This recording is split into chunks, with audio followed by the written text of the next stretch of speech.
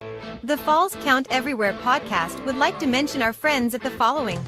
We Talk Wrestling. For the one stop you need for the most intriguing stories and headlines, and info on independent shows in multiple regions, We Talk Wrestling has you covered. Subscribe to Facebook's #1 interactive community for professional wrestling today. Pro wrestling on Tuesdays are a blast with the Wrestle Talk podcast. Join the Night Owl, DJ Big Sexy, Luke Roberts, The Alpha, Jay Wade, Nightmare Jones, and many others as they bring you the hottest takes on the major circuits, showcase interviews with various indie stars, and the only place to get news on the most popular fantasy wrestling promotion, the FWWC. Catch them every Tuesday night at 7 p.m. Central. Find all of their media outlets on their website at WrestleTalkPodcast.com. Before each and every show, we like to remind our audience that freedom is never free, and all of us should be grateful to those who lay it all on the line. To all our first responders, military, and volunteers that help our nation every day, we love you and appreciate the sacrifices you make to protect all of us.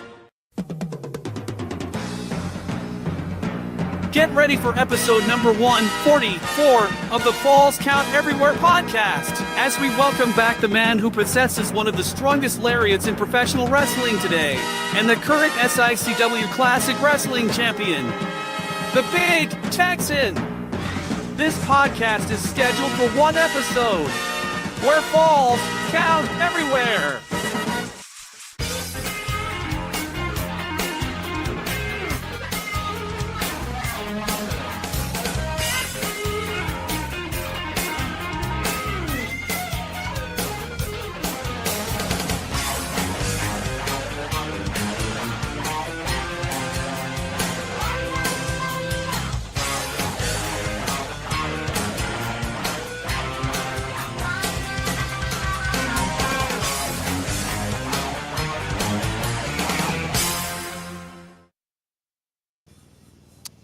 Better late than never, as they say, right? Yeah. Well, you would hope so. Solid gold. Just Too do soon. it. I don't care. Soon. Was that the soon. remix version? Solid. So apparently my board's got freaking Tourette's. Everybody, welcome to the Falls Count Everywhere podcast. Better late than never. And of course, dealing with gremlins as always. It's not funny, bro. Whatever that is, it's not funny. He's home. Check him out. Anyway, Snack Austin around. I rather would have liked to hear this guy's joke when he first told me off the air. Not that one. Anyway, in case if you're new or you have come out of your caves, here's our names. I'm Rough Cut Rick Ruby here on the top left. To the top right is the Gem City Mouse Zmiz, and of course GQ is at the bottom of this trio. And guys, let me tell you, it's very fast April. We're fast approaching here into the hot days of May. It's going to get warm here around the Midwest. I don't care where GQ is. He's always traveling. He's going to find somewhere cool to go. Dean, thanks for chiming in. And yeah, thanks. Well, I don't know. I'm just saying. Hey, you did hear that, Stephen Hawking was on the Epstein Island list, but he was innocent. He couldn't do anything. He had to disable the pop-up blocker first. Stop it. You're done. Well, I'll tell you, I don't know. Good evening, Herb. Good evening. Whatever jokes you're trying to tell on Tuesday, don't say them on Sunday, okay? Because they're not flying here. Just stop it. And you know what I mean? Because on Tuesday, you can catch Toys of Our Youth. They're doing the auction of all the collectibles and everything. And what do you guys got going on this week? You guys got anything going on? I don't know. My schedule's freed up now, so. Hey, let me know if you look for anything in particular. I can see if we have it there. Okay. Pop-wise. Okay. Yeah, well, just pop-wise. I mean, like I said, there's other collectibles. There's good stuff, Toys of Our Youth and Six from the Bigs. We hopefully you guys took a week off and now you're back on this coming week. Yes. Okay. Well, there 6 was two p.m. conventions. Central. There was two conventions. One in Chicago and the Anime STL convention here in there in St. Louis, and so nobody was wanting to do it. We needed to recoup and everything. So Yeah, I got you. Okay. Yeah, I mean, there's a lot of things popping up here because there's conventions, there's big happenings, and of course, we'll get into what we got coming up here in just a little bit. But yeah, we'll talk. So we'll talk a little bit about maybe some other major things coming up. But the most important thing is we've got our feature guest of the evening, which of course is the Big Texan, the SICW Classic champion. Going into there's a big weekend coming up for SICW as well. WLW is coming up. In fact, instead of me just telling you about it, if you want to know more details, how about if we do this? We got also we also got a nice little reel for you to show for this upcoming big event that we're going to be at here in a few weeks. And we're just going to let you see it all about here. We'll be back here. I know we just came back on, but you need to know all of these details here. And I could talk about it for minutes and minutes, but we'll break it down to 3 with this reel right here. So we'll play this and we'll be right back, everybody.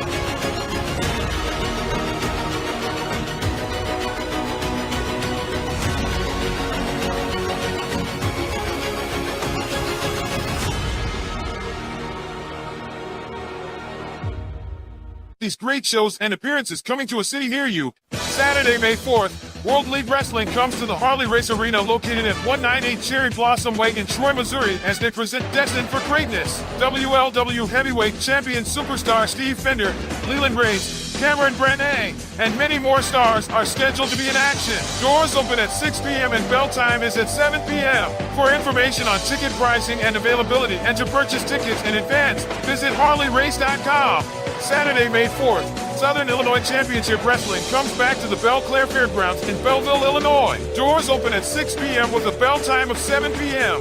Your main event of the evening is a rematch for the SICW Tag Team Championship as the Top Guns answer the challenge of the LA Hustlers. Reserve your seats for this great event by going to SICW.org or by calling 618-286-4848. Also, keep your ticket stub from this show to attend the SICW All-Star Wrestling Show tapings located at 823 State Street in East Carondelet, Illinois the following day on Sunday, May 5th. Tapings start at noon.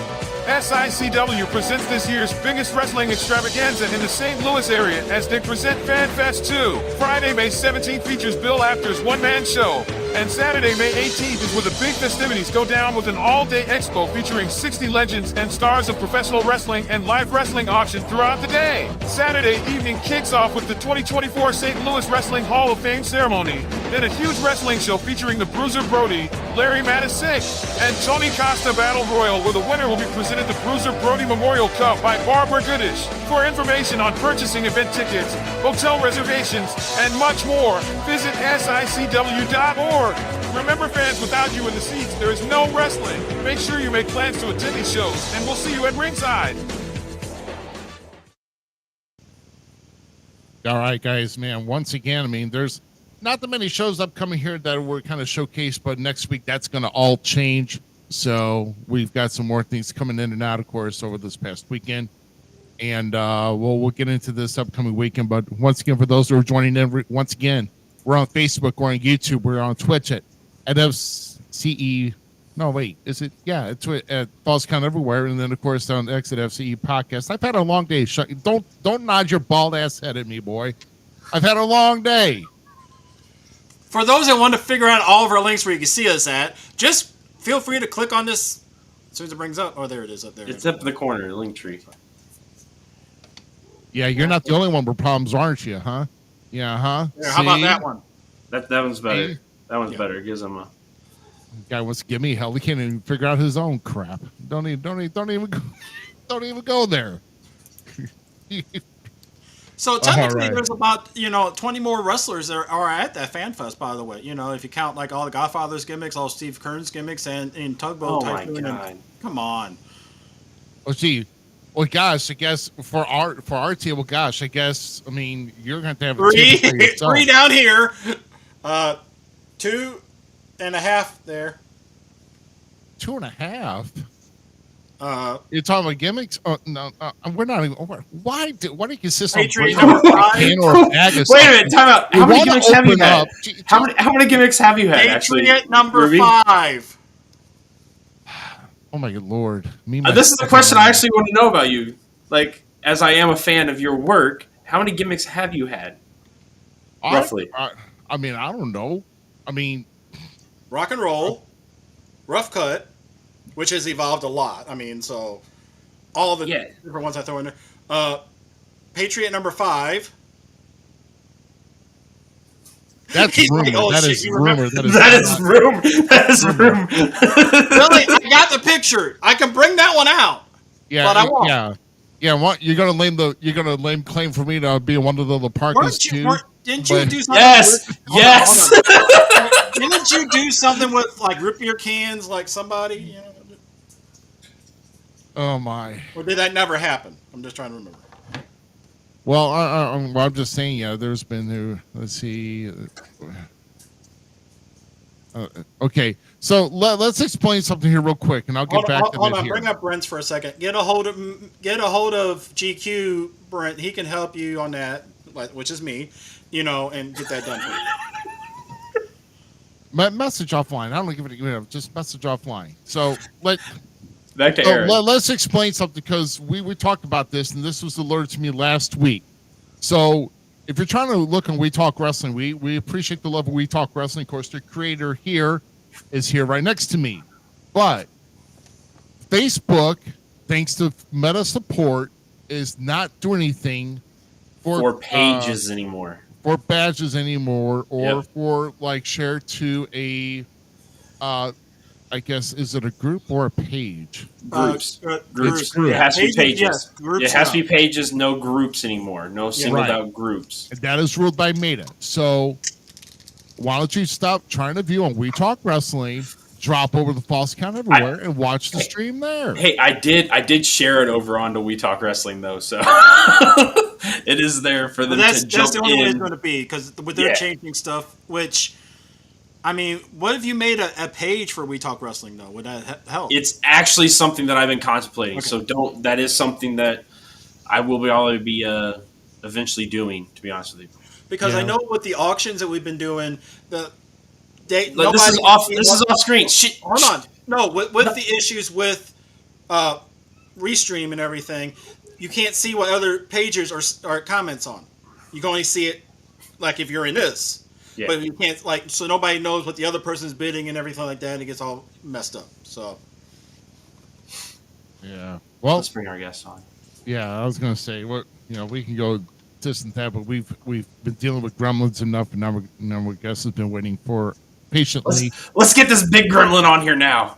Yes. So this is actually, I think this may be visit number 3 from this gentleman that's actually been onto the False Count Everywhere podcast. Of course, his last appearance was last year, right before the Fan Fest, and we'll get into that talk. But since then, since the last Fan Fest, he has held on. He captured and is currently still the SICW Classic Wrestling Champion. And for us to kind of talk about what's been going on in the past year, and then also about the Fan Fest and what's coming up and what he's got planned in store for his future, ladies and gentlemen, let's give a big shout out to the Big Texan. There we go. Hello. All right. How you guys doing? How you doing, All sir? right, Texan. Thanks again for joining us here. And sorry we've had some gremlins kind of popping up here, and they've been kind of going around here in the Midwest. I think we've been dealing with some technical gremlins, starting with I think with some of Z's PlayStation friends, and now it's gone over. He caught it, and now he's bringing it to the stream, and Well, so it's My bad. yeah, no, It's on me. It's this one's on me. okay. As our truth We'll would say. blame you. my bad. My bad. So how you guys doing today? I'm doing good. I mean, like I said, it's always hectic for me on Sundays because it's like I'm trying to get everything prepared, and sometimes Right. I'm not always prepared. And but how are you doing overall for yourself? It's a hit and miss. Yeah, The great thing is I'm still here. I'm still alive. yes, Um, yes. if anyone knows, I missed the last SICW show where I was supposed to go against Peyton Ayers to defend my title here, the Man, that's classic an awesome draft. note. But I didn't make it. I was actually at home, not feeling the best. Eventually, I'm a little stubborn guy. I like to say I'm kind of old fashioned. Men don't go to hospitals. Men don't go see doctors. Well, I had to break that rule, break that tradition, because I was having an issue, and I took the old blood pressure, and the blood pressure was skyrocketed. It was like over 200, over 100, and so basically, I was almost stroking out. So I take every day, as it comes now. I didn't have a stroke, but I came damn near close. So every day is a blessing. Yes, absolutely. I mean, it doesn't matter what age you are. I mean, we all know that every day is a blessing. When it comes to we tend to cherish them more as we're getting older. I know I am. Some days are better than others. Just all depends. Right. But yeah, it's definitely some days are better than others. And what like I said, I know you had to take some time away, and I know you're trying to help and get back here. So, but we'll kind of circle around back to that here for you, Sure. because last time that you were on our show, you're on episode number 100. You were on the big one. Yeah, so actually, I think I was on all of your big ones. I think I was on 50, and then I was on 100. Right. So I'm a little early this time. I didn't quite make 150. Is that Right. Yeah, I mean, we could have waited for that, but it would have gone nowhere, But that's all right. We actually had to. We actually kind of had to maybe take some time away. I think within a year's time, I think we've actually had more. We've been on air more this past year than we had in like any other concurrent year that we've had. That's growth right there. That's There you that's go. consistency. that's We what should you be want. proud of that. No, no, you know what that is? That's Z saying, well, what do you mean you want to take it out? I want to get on and do a show. Come on, do a show. I'm like, damn it. I mean, I got yeah, my bad. I know I give Z hell about that, but no, I'm good. It's all good because we're just trying to keep things going. So,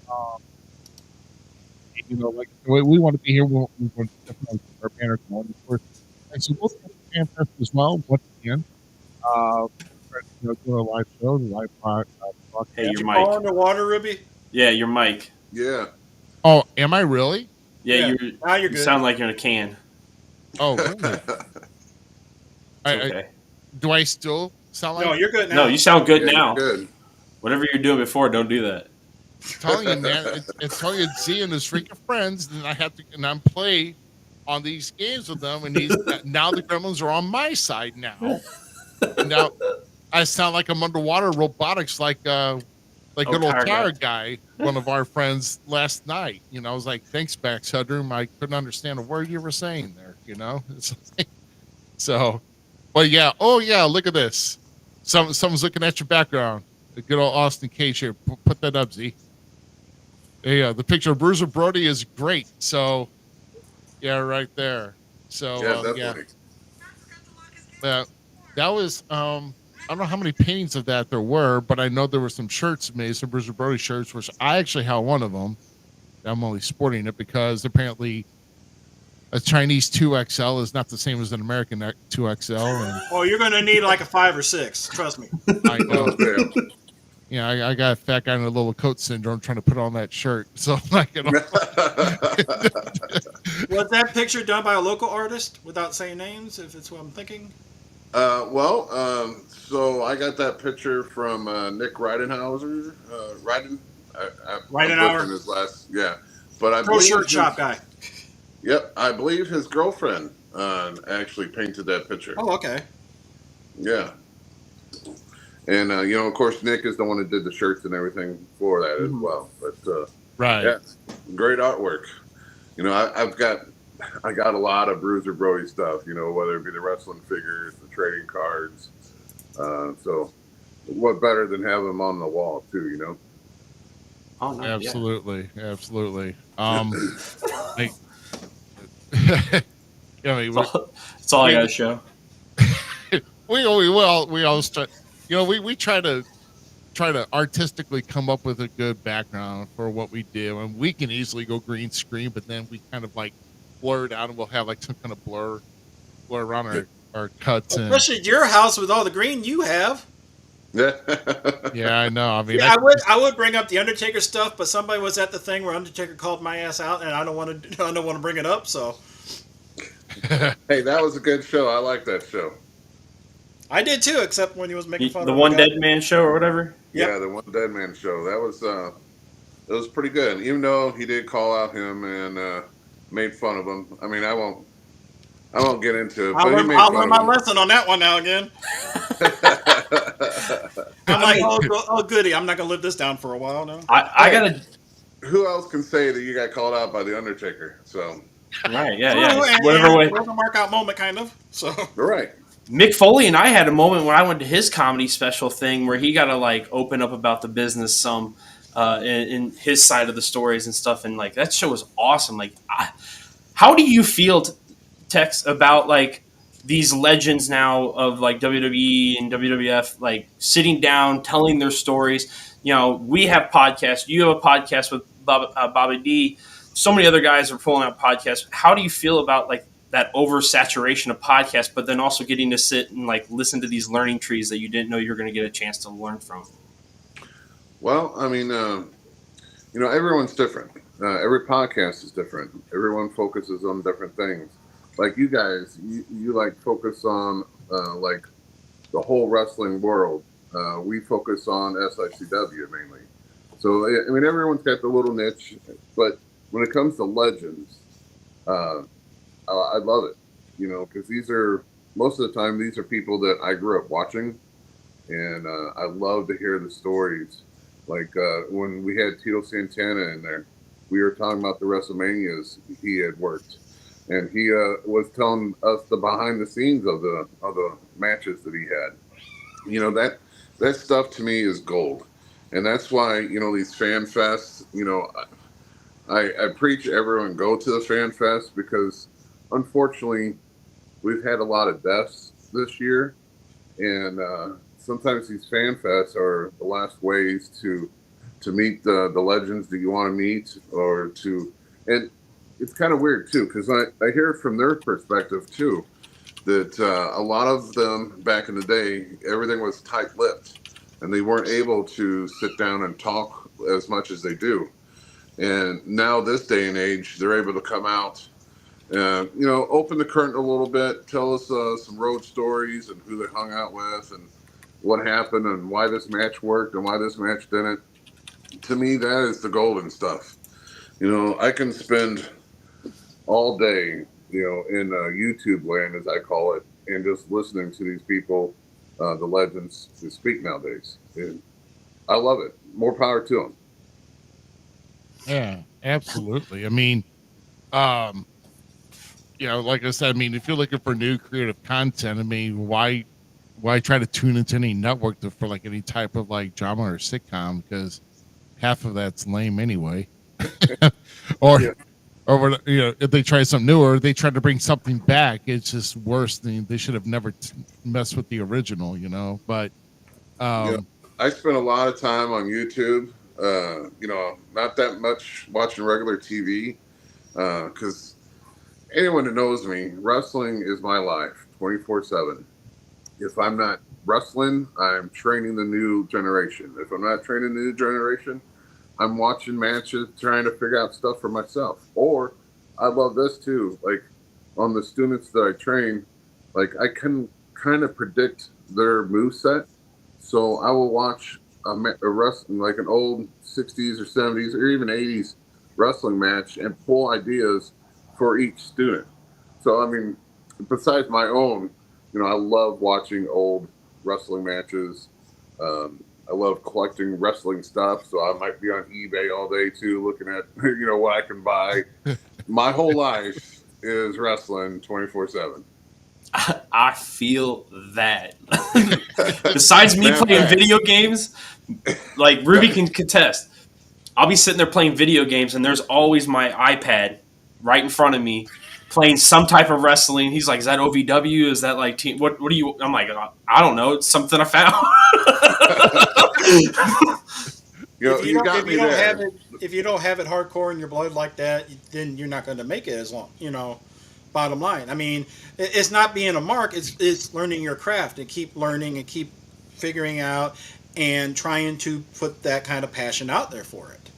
I just had a new student start last week, and I Facebook time these guys and talk to them constantly, and he asked me, "What should you have any advice for me? Going into learning different moves?"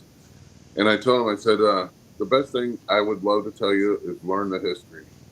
Because he's a black belt in karate, and he's switching over to wrestling, but he doesn't really know much about the wrestling culture. And I told him, I said, the best thing you to do is go learn the history. Go watch some 60s, black and white. I love the 60s because it's not all fast-paced, so you can actually kind of watch it and learn how they get into the move, how they get out of the move, how they counter the move a lot easier than you can watch modern day wrestling where, they're going 90 miles an hour. So, best advice to them is watch something old. It's kind of weird too, because I also tell them watch 80s and 90s ladies wrestling too, because they move a little slower. Not to say anything bad about the ladies wrestling, but they move a little slower. So again, you can watch how they get into the move, how they, get out of the move and everything else. So. Yeah. And then also make sure you tell them that the most important illegal moves that should never be tried is either crush someone's Adam's apple or chop someone's jugular. If they're a black belt in karate, make sure you tell them, don't kill us, please. Don't kill me. I mean, I'm still somebody that likes the modern day wrestling, but I'd love to go back and watch old school wrestling. And I'm finding more joy in it now because I'll wake up in the morning and there's my son sitting there watching, be like 83 WCW event, right? And then I'm like, oh yeah, I'm hooked back in. I ask most of my guests on my podcast whether they were a WWF kid or a WCW kid. And, most of the people my age always say that they're a WWF kid, because they liked the glamour, the glitz, the production. And I always tell them, I said, as I got into the business, I became a WCW guy, because that's where the actual wrestling was more, in tune to the matches. But you gotta love both. You gotta love the old stuff. Gotta love the new stuff, because the old stuff can show you the moves and teach you how to get over. But this modern day wrestling, you got to know the new stuff too, because otherwise, you won't fit in. So, and not saying that. It kind of reminds me of the ECW days when you had all that hardcore matches going on, but then you had Eddie Guerrero and Rey Mysterio going at it. Yes. They were different because they were wrestling versus the hardcore stuff. So when you watch the old stuff and you can do the old school wrestling, that will get you seen. But in order to make it into the WWE or AEW, you also got to pay attention to the new stuff to be in that scene as well. So, Well, I am 100% a WCW kid through and through. Like, I brief WWF, when I was little, I remember that. But WCW is where it like really took off. Seeing Ric Flair for the first time was like for me. So hook, line, and sinker. I was WCW kid all the way. Yeah, see, I tell the story all the time that my father looked like Hulk Hogan. Well, he's got the same haircut as me. Where you're bald on top and you got the horseshoe. Well, my dad had the long hair like Hogan, but it was bald on top like Hogan.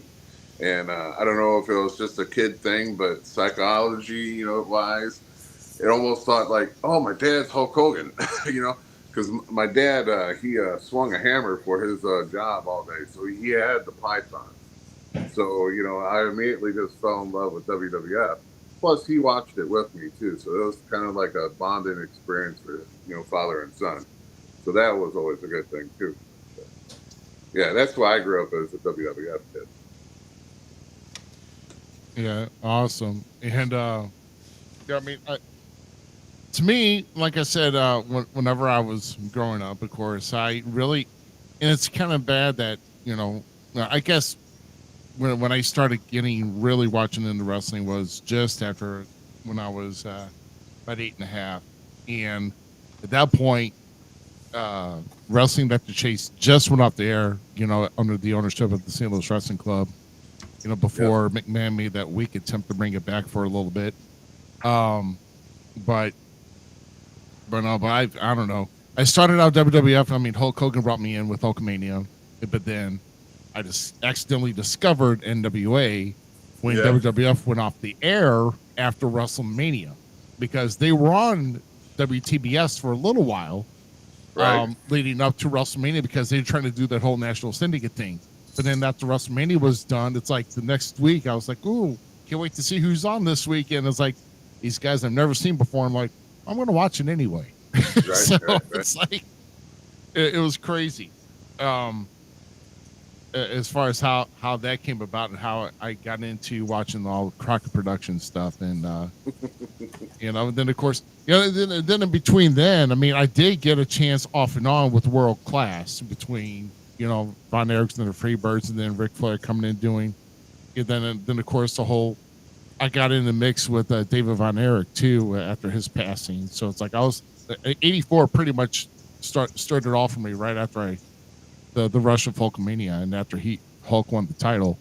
But what I was gonna kind of take you back here in regards to you, kind of like I said, when we're going back.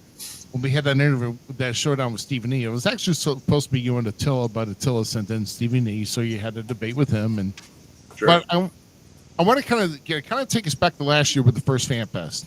I mean, because you were pretty much set what you had to do, and it was pretty much gosh, what was the rules of that? Because was it Texas Death Rules? Yeah, I believe Texas Death Match. Yeah. So you had to pin. You had to get the pin, and then of course, the opponent had to stay down for the count. If they didn't make it to the field by the count of 10, then you won. Correct. So, I mean, you guys just came out blaring, hitting each other with everything you got, and there was pinfall after pinfall because you guys were just striking each other hard, and just out of nowhere. Well, yeah, I mean, there was many matches leading up to that particular one. Of course. So I mean, we both kind of knew what to expect from the other person, and there was matches where I won, but the belt wasn't on the line. Then he won, but I didn't get the belt, of course. So leading up to that matches, we had many of matches with each other. So it was kind of balls to the walls when it came to that match. Anything goes. I was really expecting Stephen E. to get more involved than he was, but I might have probably just scared him off a little bit the way I was, acting. But yeah, I mean, he always hides a fork somewhere on his body, or Stephen E gives it to him. So I expected that, and of course that came into play. I used my bull rope, Brandon iron. We just went round and round, and I don't even know how many falls there were. I'm sure there's probably 10 or more if you add them all together, mine and his. But man, the stars aligned that night. Because when Herb put this fan fest together, he didn't realize it was going to be a lot of Texans in the house. Texan pride was strong. JBL, Stan Hansen. My ref was a Texan. James Beard, legendary ref there. So everything was kind of aligned, and it just kind of willed me on, gave me the strength that I needed to win. So it was a great night. All the legends were in the house, and you couldn't help, even in the match. There was times where I kind of looked over into the audience, and you seen Victoria sitting down, watching the show. You seen Greg Gagne sitting there. Stan Hansen was over there. Haku was in the doorway. All this stuff was going on in the match. So you're focused, but then you're like, holy shit, this is awesome. So I couldn't have had a better storybook beginning of my title reign. And then so I know that you're probably kind of, your thoughts were kind of, to yourself, like, how am I going to get through this day? Because this big fan fest, you got this big match, a lot of things leading up to it. Like I said, there's a long story that leads up to it. And for those who go, that have followed SICW, they kind of knew about the whole line you had with the Telecon going up to that. So, so after you won the title, and I guess that how did that whole weekend set in with you after you won the title, and how did it feel for you finally to achieve that goal, and then knowing that you're getting the money, it's like, well, now you were the hunter, now you've been the hunted, or you're going to be the hunted from that point forward. I wasn't even thinking about being the hunted, because that whole weekend was just amazing. It started off a Friday night. I got to the hotel, and the legends were coming in, and they were hanging out with us, or we were hanging out with them, sitting up the bar, having a good time.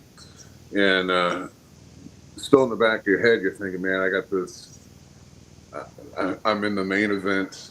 The SICW Classic titles on the line. All these legends are in the house. There was, I would lie to you if I didn't say I was nervous. I would lie to you if I didn't say I was, kind of scared at the situation. But like I said, it was,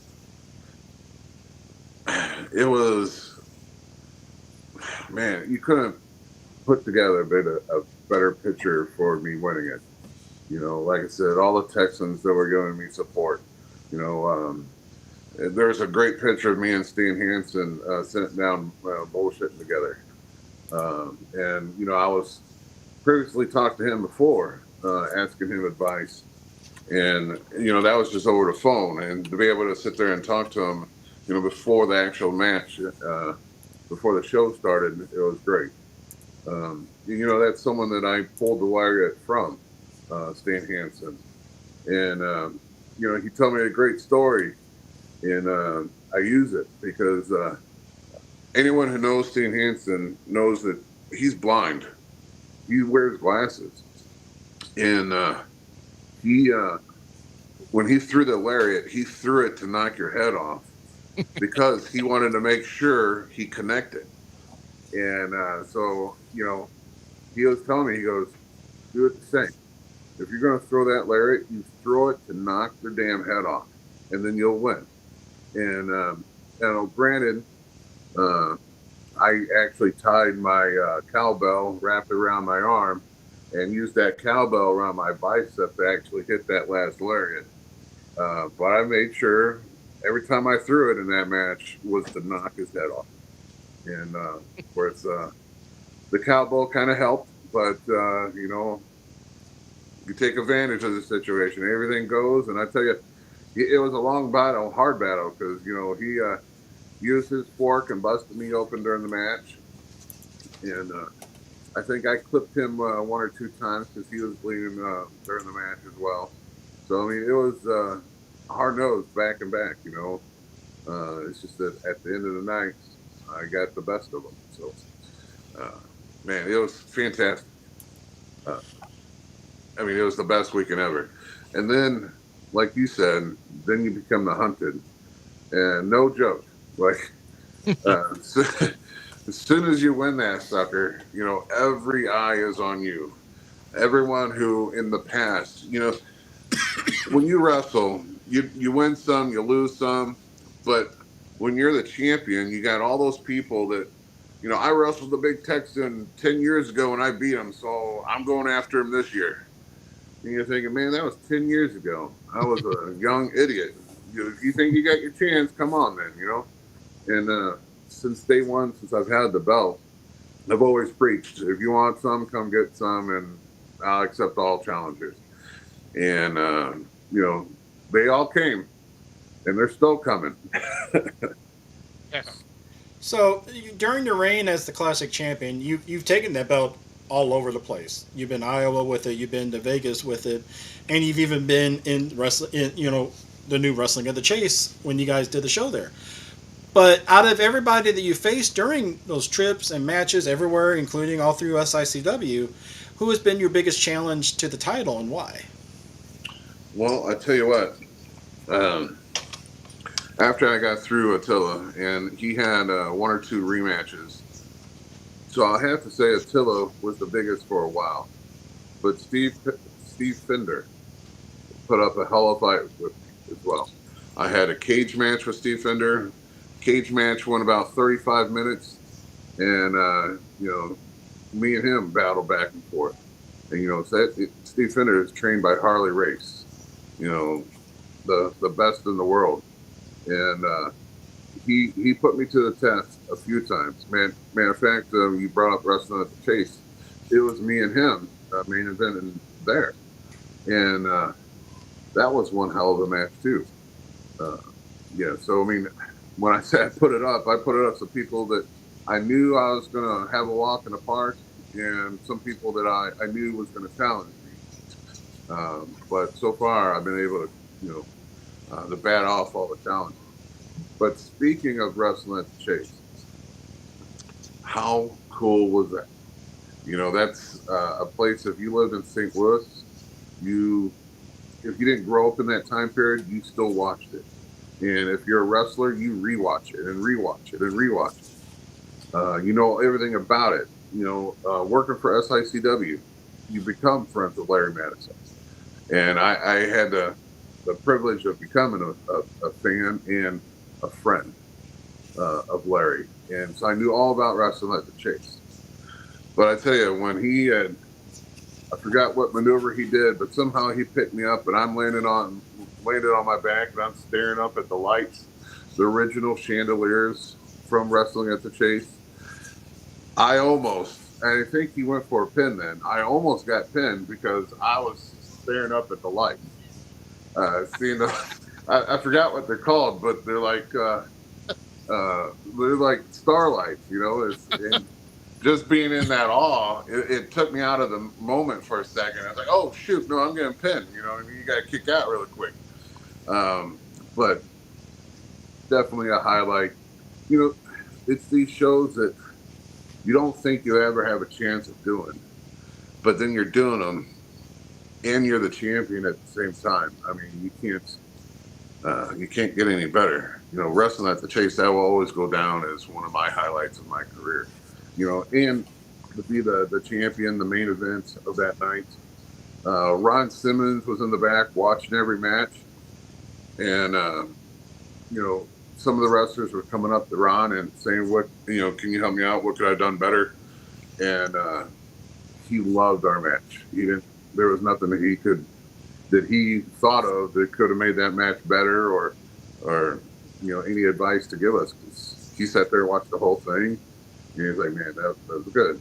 No, you know what he said? He said, "Damn, damn." Of course. That was a really good one.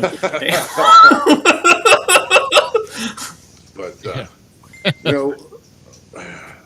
we had the Mac show last year, and we had a couple legends there as well. Jim Duggan, Jake the Snake, and Jerry the King Lawler, and they all got involved during that show at some point. But just to have them watching the matches too. And if you ever, I know, Ruby, you've wrestled at the Mac both times as well, so you know how big of a special place that was, or is, because we're going back there this year too. It's almost a throwback to the wrestling at the Chase days, because it's like the gentleman's era, the gentleman's club. It's a ballroom, but it's smoke filled and whiskey's a flowing. And, everyone's dressed to the nines, and you're in there wrestling. I mean, again, I've had such a great year because, again, I was the champion of that show. I was main event of that show. And they sent me, I didn't even get back to the dressing room. As soon as I hit I was coming back up the ramp from the match. They're like, "Oh, come over here and sit down with the legends. We need all your guys' autographs."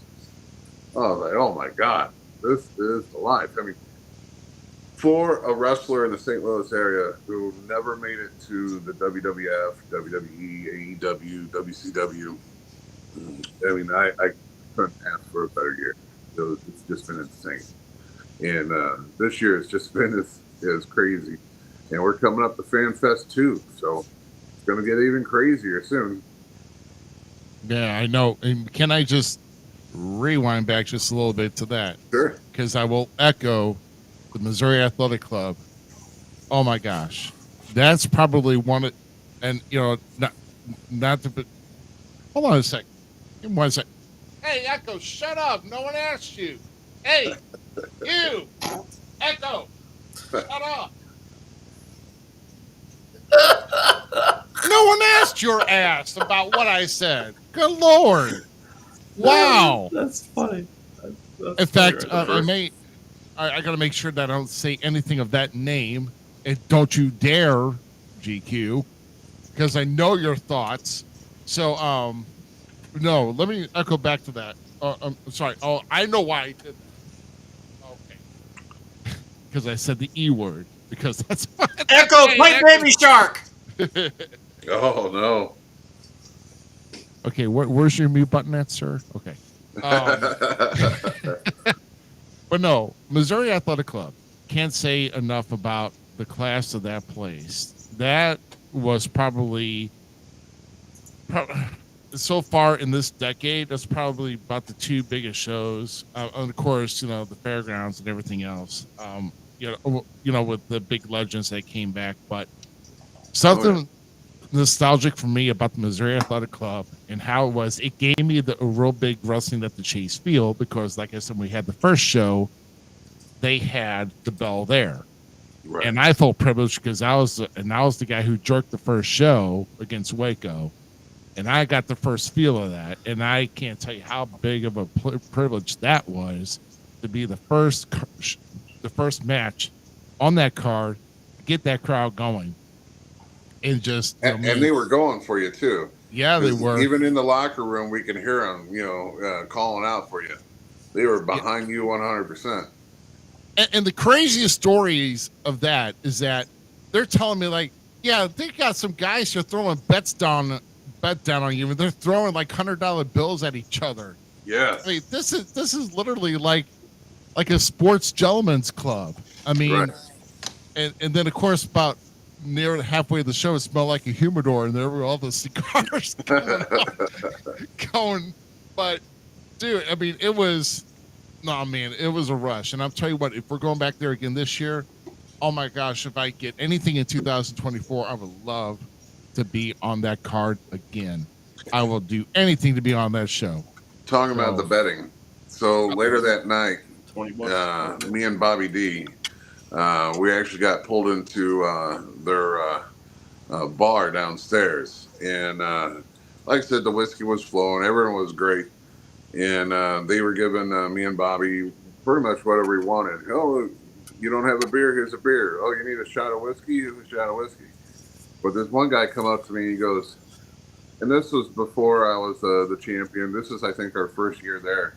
I went against one of the best, Gary Jackson, and he won that night. But so this guy comes up to me, he goes, I lost some money because I had you winning.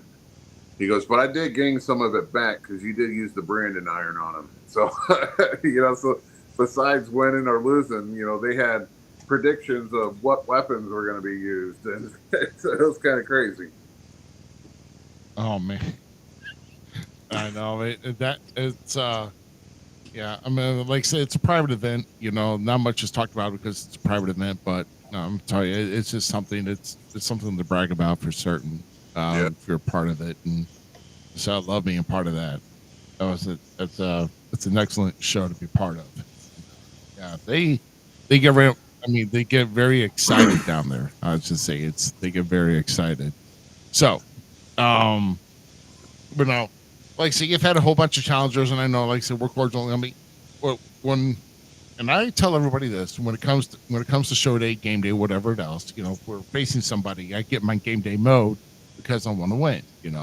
Outside the ring, you and I have been in battle. I mean, even this past year, we've had battles. And then, but no, it's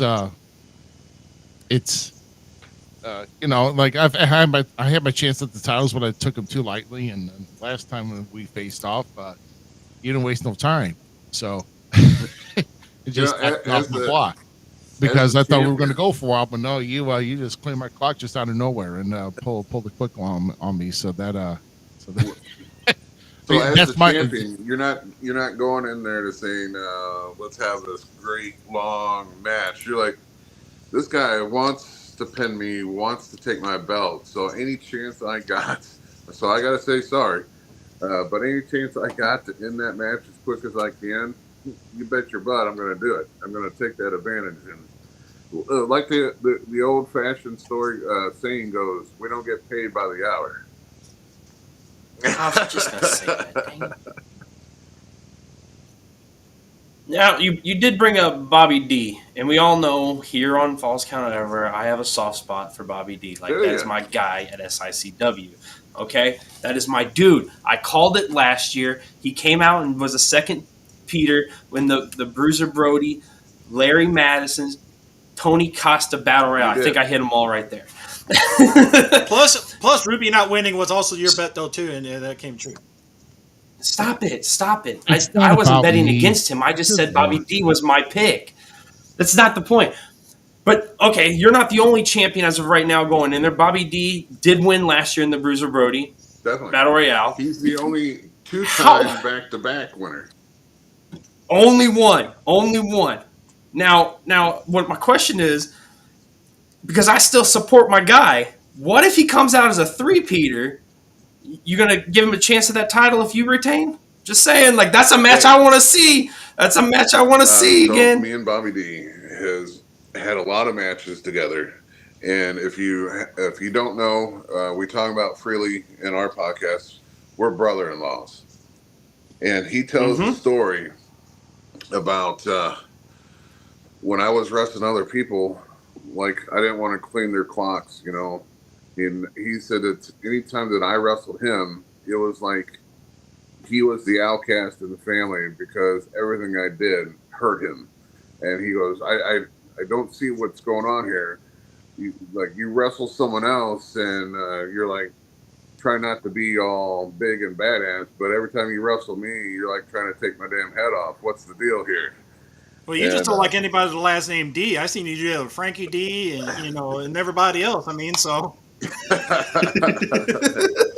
But But I've told Bobby, and I've told friends of mine like Gary Jackson to bring him up again. But Gary has been a big part of my wrestling career. He actually helped train me, and I told them both. Anytime you want some, I will sign on the deal and on the paper, and we'll have the match.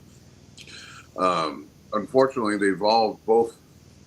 Well, I guess technically all three of us have been dealing with the same organization, Devastation Incorporated. Attila, Peyton, Stephen E. So we've all kind of had our heads focused on them.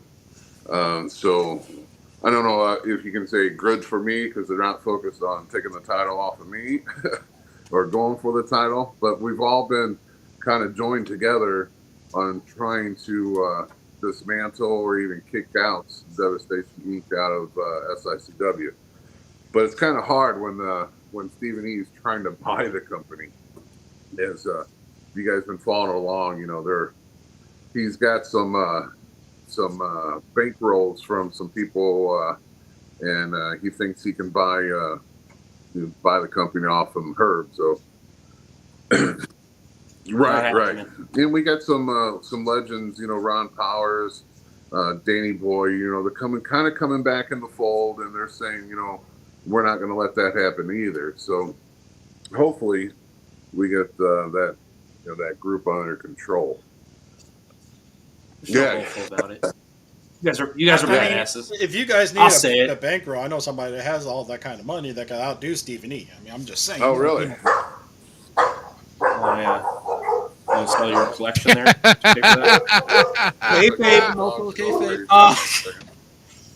So let's talk about Gary Jackson. Since he brought up Bobby D, I'll bring up Gary. What are your thoughts on on Gary overall and the push and how he gets his matches done, and the fact of him getting the Stan Munchak Award now, and also the Cauliflower Wrestler of the Year Award? Hey, did you guys just hear that? That's great. Yes. Yeah, I got friends in high places, low places, some kind of place. Some kind of place. I mean, I was going to say, Shut up! Let me look smart for once. Like, you would just not. How much this time is we the got? benefit that you guys got because I don't see the comments. So what Herb releases, but yeah, I mean, come on, Gary Jackson. He's been everywhere. He's been to the show so many times. I used to share videos of him going against Razor Ramon and Shawn Michaels, and then wrestling in WCW as well. And God damn it, he was bit by a damn vampire. I swear, in the 80s, because if you see matches that he was in against like Shawn Michaels, he looks the same. I mean, the guy does not age. He's got vampire blood, and you never see him during the day. Have you seen Gary Jackson during the day? You never. But if you're out at night, like when we go to Vegas, that's why you'll see him all night. But you won't see him during the day. But such a deserving man and friend. Because like I said, back in when I first started training, I can't say that he took the sole training for me, but he definitely had a great part in my training. And what a guy to kind of look up to too, because all the wrestlers, all the bitching that can go back and forth between wrestlers, between organizations, you never heard a bad word come about Gary Jackson. So well deserved, And I can't wait to be in Vegas cheering him on when he has to stand up and give a speech for being the Wrestler of the Year. That is going to be like worth the plane ride and everything just to see that. So I really want to try to see if I can make it again this year out there. It's a great time. A great organization. The CACs, they're there to help wrestlers. So if unfortunately, and we talk about this on my podcast, not to keep bringing us up, but we talk about how the legends didn't have like a 401k or some ways of retirement. You know, the biggest thing that McMahon did, and I learned this from Bob Orton, all those action figures, you know, the LJNs. The LJNs was pretty much their retirement, you know, because they would get money for those even after they quit or leave or whatever. They would still get checks. And like Bob, you know, someone who still gets action figures made from him. And, you know, he tells me, you know, some are good on the checks, some are bad. You know, that they didn't sell a lot this month, but the previous month was, you know, a great check. So that was like their form of retirement. So if you get hurt and get forced out of the business, and you can't pick up an ordinary job where you have health insurance and stuff like this, there's a great organization, Cauliflower Alley Club, who you can kind of lean on a little bit, and they'll help you. You know, they just did a thing last year for Black Bart, you know, and so did SICW kind of. We brought JBL in, and he waived his fee to come in, and all the process, all the money that was made from him autographing and, you know, taking pictures went to Black Bart. You know, so I mean, it's organizations like that and people like JBL, or even you can call out Herb Simmons for bringing in JBL. It's stuff like that that helps wrestlers out, and so it's a great organization. Plus, you know, you get a lot of local wrestlers like me that gets to rub elbows with the likes of Rey Mysterio, CM Punk last year, or JBL. You know, so I mean, it's a great time. Now, Recommend everyone to go there. Yeah, I've seen firsthand a lot of the work that they've done though too. Brickhouse Brown was one of the few people that they even showcased on helping out and everything a year before he had passed and everything, because he was at the Cauliflower that year that I was at. And I've seen them, those like Kamala was the following year. Everybody they tried helping out that have health issues or just like finance issues in general. I mean, so right. I mean, you can't go wrong with supporting them. It's not that much to be a member. You know, I just paid my dues not too long ago, and it's like $36 a year. I think it's $40 or $45 if you're a new member. But come on, for a year, I mean, they give you some great pamphlets. I think it's every 6 months, or maybe it's every 4 months. They'll send you out like a recap of the year of what happened in the wrestling news, and who is going up for what awards for the next event. And then, you know, if you're a member, then you can go ahead and buy the package deal to go out to Vegas and stay in the hotel. And they have so many activities lined up for everyone to do, plus the awards banquet. And plus you're in Vegas. I mean, can't go wrong with that.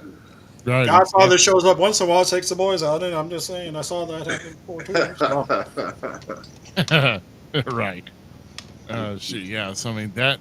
You know, like I said, Cauliflower Alley Club. You know, with Gary Jackson getting that award. I mean, I've been in the ring with them numerous times with them, and you know, I'm very privileged to be in the ring with them, competing against them, even sometimes tagging with them, whatever the case may be. You know, just to be around Gary Jackson throughout my career, definitely an honor for that. I say my year last year, or this year, continuing of last year, has been the best year of my wrestling career. But just think, he is being honored with the Sam Mushnick Award at the SICW Fan Fest. Yeah. Sam Mushnick, I mean, he's the creator of Wrestling at the Chase. So, I mean, you can't get much a higher award here in the St. Louis area. So you're going into the Hall of Fame for the St. Louis, and then nationally you're going into basically the Hall of Fame and CAC. So I mean, what a fantastic year this guy's going to have. Oh yeah, absolutely. Yeah, I mean, just like great accolades for the Night Train all the way around, and long time coming, and they're finally getting. Definitely well-deserved accolades for Gary Jackson. So definitely absolutely there. And we're going to talk about more into the Fan Fest here, just a short bit. But what I want to do here now is we're going to take, since you're with us here, Tex, we figure, you kind of, you like to joke, you like to lay back. We like to kind of take a little bit here, some still shots, and kind of draw a little, a little captions here, because this week it is time for Wrestling's Gold Memes, everybody. That's right. Yeah, get cheered for it, and here we go. There we go. It's Wrestling's Gold Memes, everybody. The remix earlier was better. Yeah, I know. I gave it a pill so it doesn't have Tourette's anymore. So it's we're good now with that. So let's kind of thrive. We got maybe an extra one here this week, but we'll just kick it off here with this first one here. When you see someone wearing an NWO shirt in public. Straight up. So you guys are actually going to have to describe these things to me because I can't see them. So, okay, right now what you're seeing is a picture of Finn Balor confronting Triple H, and Triple H is doing the too sweet symbol. So, and nice. Finn's looking down at the symbol like, you're weird. Technically, they made it first before the Bullet Club did. Just saying. Well, and for in all honesty, Triple H only knows about it because he's part of the clique. Take it back old school when it was behind the curtains. Probably Finn's looking at it like, that's not Bullet Club, man. That's not Bullet Club. Right. And our next one here, we'll probably have to, let Z explain after a little bit, because this may get him. No. Props to Sheamus for somehow managing to avoid the sun his entire life. But it doesn't. It's not. It's just a picture of Sheamus doing the fella pose and looking so bright as he always does. Just not as round. I was going to say, does he have a beer belly this time? No. This is McIntyre's burn on him on Raw was so good. Burger. It's more like burgers at burgers. Fella. Oh my gosh! I think I had one for that, but I'll save that for later. Maybe. Yeah. Let's see. No, this is one I was thinking of here. Watch it. I think Z will get a kick out of this one here. Yeah, me. Sorry, I don't dance. Also, me after a bucket of Bud Light. This is stupid. I hate you. It is my least favorite wrestler of all time, Jeff Hardy, doing a stupid little dance. Why don't you like Jeff Hardy? I can't stand him, dude. There's nothing charismatic about him. He is no enigma. The only reason people enjoy him is because he's really good at falling off his shit. That's it. Damn.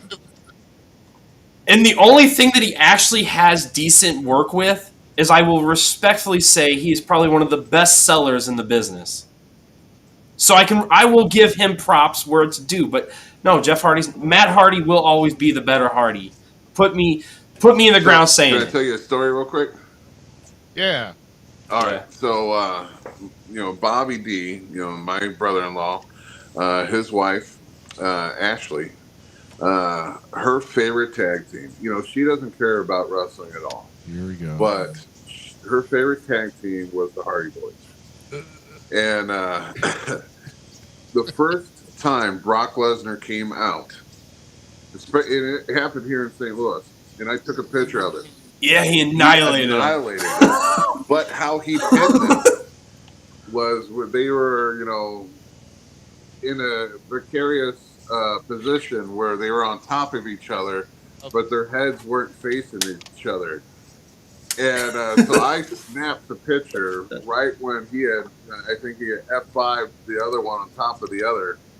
And I blew that up and gave it to her.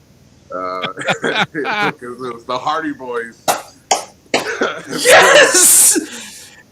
Wait a minute. I got a meme for this. Where is it? Wait for it. All of GQ's dumb stuff. There it is. Oh yeah. Yes. It's a picture of Brock Lesnar doing the scream, saying "Our Lord and Savior, Brock Lesnar." Yeah. Oh, wrong thing. Yep. Okay. That's been our moniker the week after week. Technical difficulties, please stand by. So I mean, Right. that's been us week after week lately. So, oh no, but that's great. I love how you did that. You know, it was like, oh man, I don't want to guess about the position, but it's kind of funny. I guess he pinned them both. So. Oh yeah, yeah. Yeah, they were doing a favorite number. Starts with a 6, ends with a 9. Actually, it's a 96 now because of inflation. See, That's a good one. I haven't heard that one. That's awesome. And I think I showed this to Z earlier this week, but this how it was like taking a picture with their new partner, thinking they've upgraded, and it's. Chris Jericho holding the FTW title, all smug like. Oh my gosh! I love AEW, and sometimes, and I know a lot of you guys don't care for AEW all the time, but I like AEW for the simple fact that it's almost just a meme itself. Like the whole show's a meme. Yeah. How I describe AEW. So you got WWE. Great storytellers. You know, they build up matches. AEW will give you a 5-star match with no build up and nothing happening after the match. You know what I'm saying? So you get that great match, you know, because you got to talk about Bryan Danielson's match. What was it, last week? You talking about the Ospreay match? What a great match. Oh my God! Holy Great cow! match, but there was no lead up to it, and there's nothing going on with it. So I think that's what AEW is missing. They're missing the storytelling. Mm-hmm. Yeah, absolutely. You know, they have these 5-star matches, and then you gotta like pick and choose what show you're gonna go to because it's not on every show. You know, sometimes you go to a show and it's like half the great stars that they paid millions of dollars for is not even on it, and then you just happen to go to the right show and you got Will Ospreay going against Bryan Danielson and it's a classic, you know. Yeah. Agreed. Right. Too much going on, but I still love them. You know, anything that gives you competition from the WWE is a great thing. They're like that little brother that you know you're just stuck with, and like you want him to succeed, but at the same time you're going to push him down. Oh my gosh!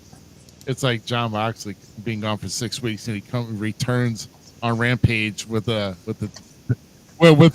light tube death match or something. You know, it's like why? Real glass. No. I digress. Also, you know, because this was done, you know, with the recent AEW pay-per-view, you know, which by the way, the FTW title, what is so great about it's, I don't get it. The only one that Vince wasn't able to get when he bought ECW. I mean, I don't understand the reason it came back either, but because it's Taz whatever. and he needs to put himself over somehow. That's the reason why it's. He had to put his boy over. Hey, Taz is the shit. Speaking of his boy, on another note here, Hook's GPS after losing to Chris Jericho says starts out here in St. Louis, Missouri, and then his ending destination is at the WWE Performance Center. So, it's the GPS. You know what's really funny about that, actually? Taz has supposedly been rumored to have said that he would be okay with his boy going to NXT and learning from Sean and them. Yeah. So, like, I think he has some good. Hook has some good. Put him in the new speed division. Oh yeah, we'll get to talking about that a little bit later. For those who don't know, just stick around and we'll talk about that. Yeah, I'm pumped for that. And then I think we got another two-parter here at the end. Our memes here is Sammy Zayn and Jey Uso looking up into the sky. And wondering where Sammy and Jay looking up at? Well, there you go. It's cheap McDonald prices when they were all $1, actually. You know what would have been really good? If that would have been like Sheamus's logo, when the burger logo that just came out. You know, the Wendy's logo that they just did with Sheamus.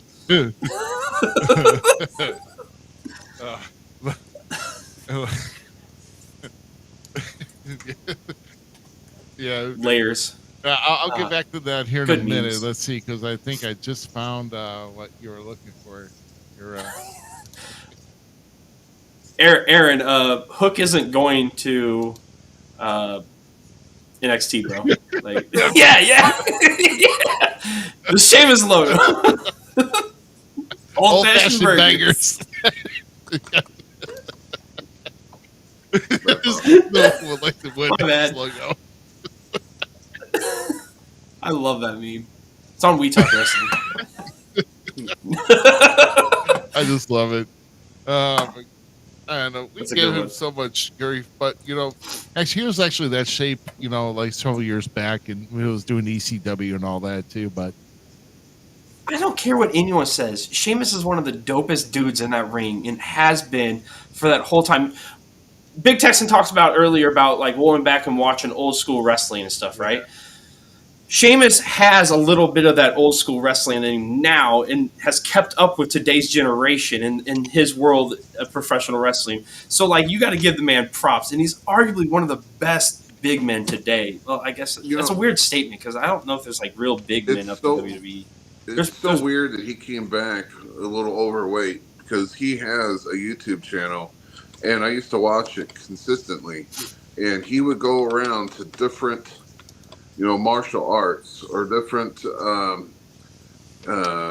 workouts where people are famous doing a certain type of workout. In his YouTube channel, he would be taught by them. And a lot of guest stars, you know, Bryan Danielson would be on there teaching him how he would work out to keep physically fit. And that's kind of shocking, you know. With Edge. And I tell you, being a teacher at the Ace Academy, he did this on his YouTube channel where he went back to his roots because, oh God, now the name is not Bruce. What's his brother? Tom. Tom has a school in Tennessee, and they did a whole episode where he went back to his roots and did Tom's man in the middle workout drill for wrestling. And I used some of it in my coaching today. And, you know, it's so cool seeing that kind of stuff. And so I was kind of shocked that he came back. And this was back when he did Tom's video. This was back when he broke his neck or hurt his neck real bad and was on the shelf for a while. And before he got brought back, he went, like I said, he went back to his roots, went to Tom's school. They got not retrained, but kind of toned up to make his debut. So it was kind of shocking when he came back and realistically, he's not really that much overweight. But compared to what he was, there's a difference. But I'm kind of shocked. Maybe they were in a rush to get him back on TV. You know, potentially. I think it has to do because didn't he have like back surgery or something just recently, or like a back operation? I don't know if it was the back or not, but I know he was just out with the surgery. So I mean, I don't know. I'm just happy to see Sheamus back. That's legitimately one of my favorites. One of the best big boots in the business to date. Like I said, you balance of old and new, and getting that sweet spot. I think he's one of those guys that hit that sweet spot, and I can't wait to see who he like leaves nuggets of information to, and see who develops out of his. They could have even pushed him, not to kind of take over your guys' stuff, but they could have pushed him to come back and be the one that dethroned Gunther. When he lost that title at WrestleMania, you know, him and Sheamus was going back and forth before he got hurt. That would have been great to. I know they couldn't just surprise someone at WrestleMania, but kind of like a mystery opponent or something, and brought out Sheamus. Oh, sweet. Yeah. Yeah. So, what? Oh, I know I was going to get to here. Yeah, because I've been kind of going back and forth between the windows here, and we're going to bring this up here. So, we're talking about the St. Louis Wrestling Hall of Fame. So we're talking about the class going in, and we got going from kind of left to right here. We got Lalani Kai and Judy Martin. The Glamour Girls. They were WWF Tag Team Champions under the guidance of Jimmy Hart, who will also be there. And of course, we got a former women's champion, Wendy Richter, going in. And so, your thoughts on these women going in to the Hall of Fame here, Tex? You can't have a girl in the Hall of Fame and not be Wendy Richter. Amen. And I say that because what you had, what was that old lady's name? The one yeah. She was the champion for 39 years. So technically, yeah, great. She should be in every Hall of Fame. The longest reigning champion in the world. But when Wendy took that belt off of her in the WWF, that started a whole new women's generation of wrestling. Not to say all bad things about Moolah, because you all hear whispers in the wind that she took the money and pimped the girls out and all that stuff, and that's you couldn't be a women's wrestler unless you were trained by her.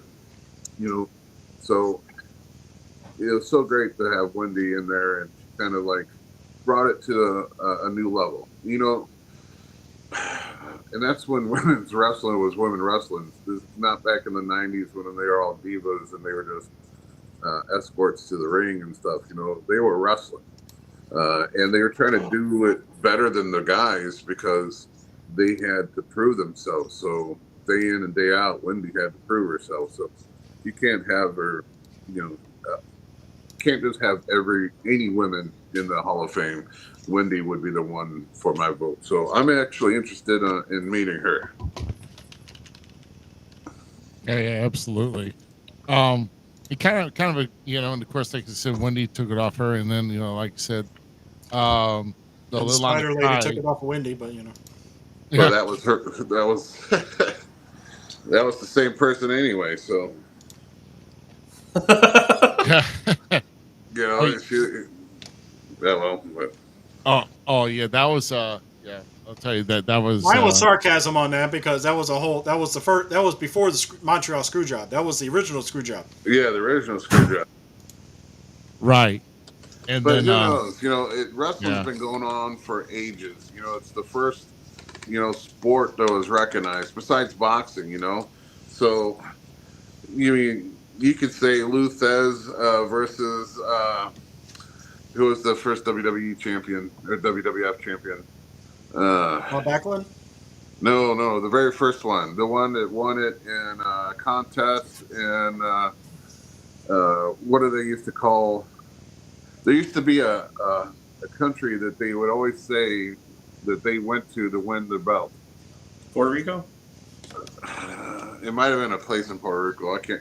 I blame a lot of my screw ups on wrestling, on chair shot, because man, if I can tell you everything that I know, you would think I was an encyclopedia. But some things, the small details I forget, and I always blame it on chair shots because I took too many when I was getting into this business. So now I can't even remember what we were just talking about. Was it Buddy Rogers? Buddy Rogers, the first champion? Yes, Buddy Rogers. I was just looking it up. Lou says, Buddy Rogers actually had the NWA championship, and they knew he wasn't going to give up the belt because every time they tried to put him against someone to, take it off of him, he would either be injured or he would be sick and he would miss the date. So they didn't tell him that he was going to go against Lou Thez. They had him going against someone else. And the guy that, his Lou Thez was in a robe and it had it over his head. So Buddy couldn't tell him who it was until he got in the ring. And then when they got in the ring, we were like, you can do this the easy way or the hard way. Because Lou Thez was a hooker and not the good kind. Not the good kind. So... so screw jobs have been going over for a long time, not just in Canada. Oh, Canada. The only thing good in Canada is the exit signs. Sure the heck ain't Sean Vincent. Oh, God knows it ain't him. Oh, man. Yeah, gotta jab it. And what about let's see, let's kind of go down a little bit down the line here. Let's say George Abel and Harold Koplar. So one was basically the pre announcer from like Larry Matisek. He was the guy who was before him, and then Koplar. He was the one that actually ran the station. WV. Well, I say WV, but Channel 11. So without him, there would be no wrestling at the Chase, because Sam Mushnick had the promotion but didn't have no TV. So Koplar let him have the TV, and it's well known, well documented that it was a handshake deal on an airplane. So they didn't even write anything down. It was just a handshake deal, and got them on TV, and that's what made wrestling at the Chase. That made St. Louis wrestling possible. So you got to induct them. And like I said, the other guy was the announcer prior to Larry Matisek. So he was at the beginning of the wrestling at the Chase. So if you're talking about St. Louis wrestling and Hall of Fame, you got to put them both in. Sounds like a good argument. Yeah. Mm-hmm. And then last but not least, the gentleman who's been around this area for many, many years.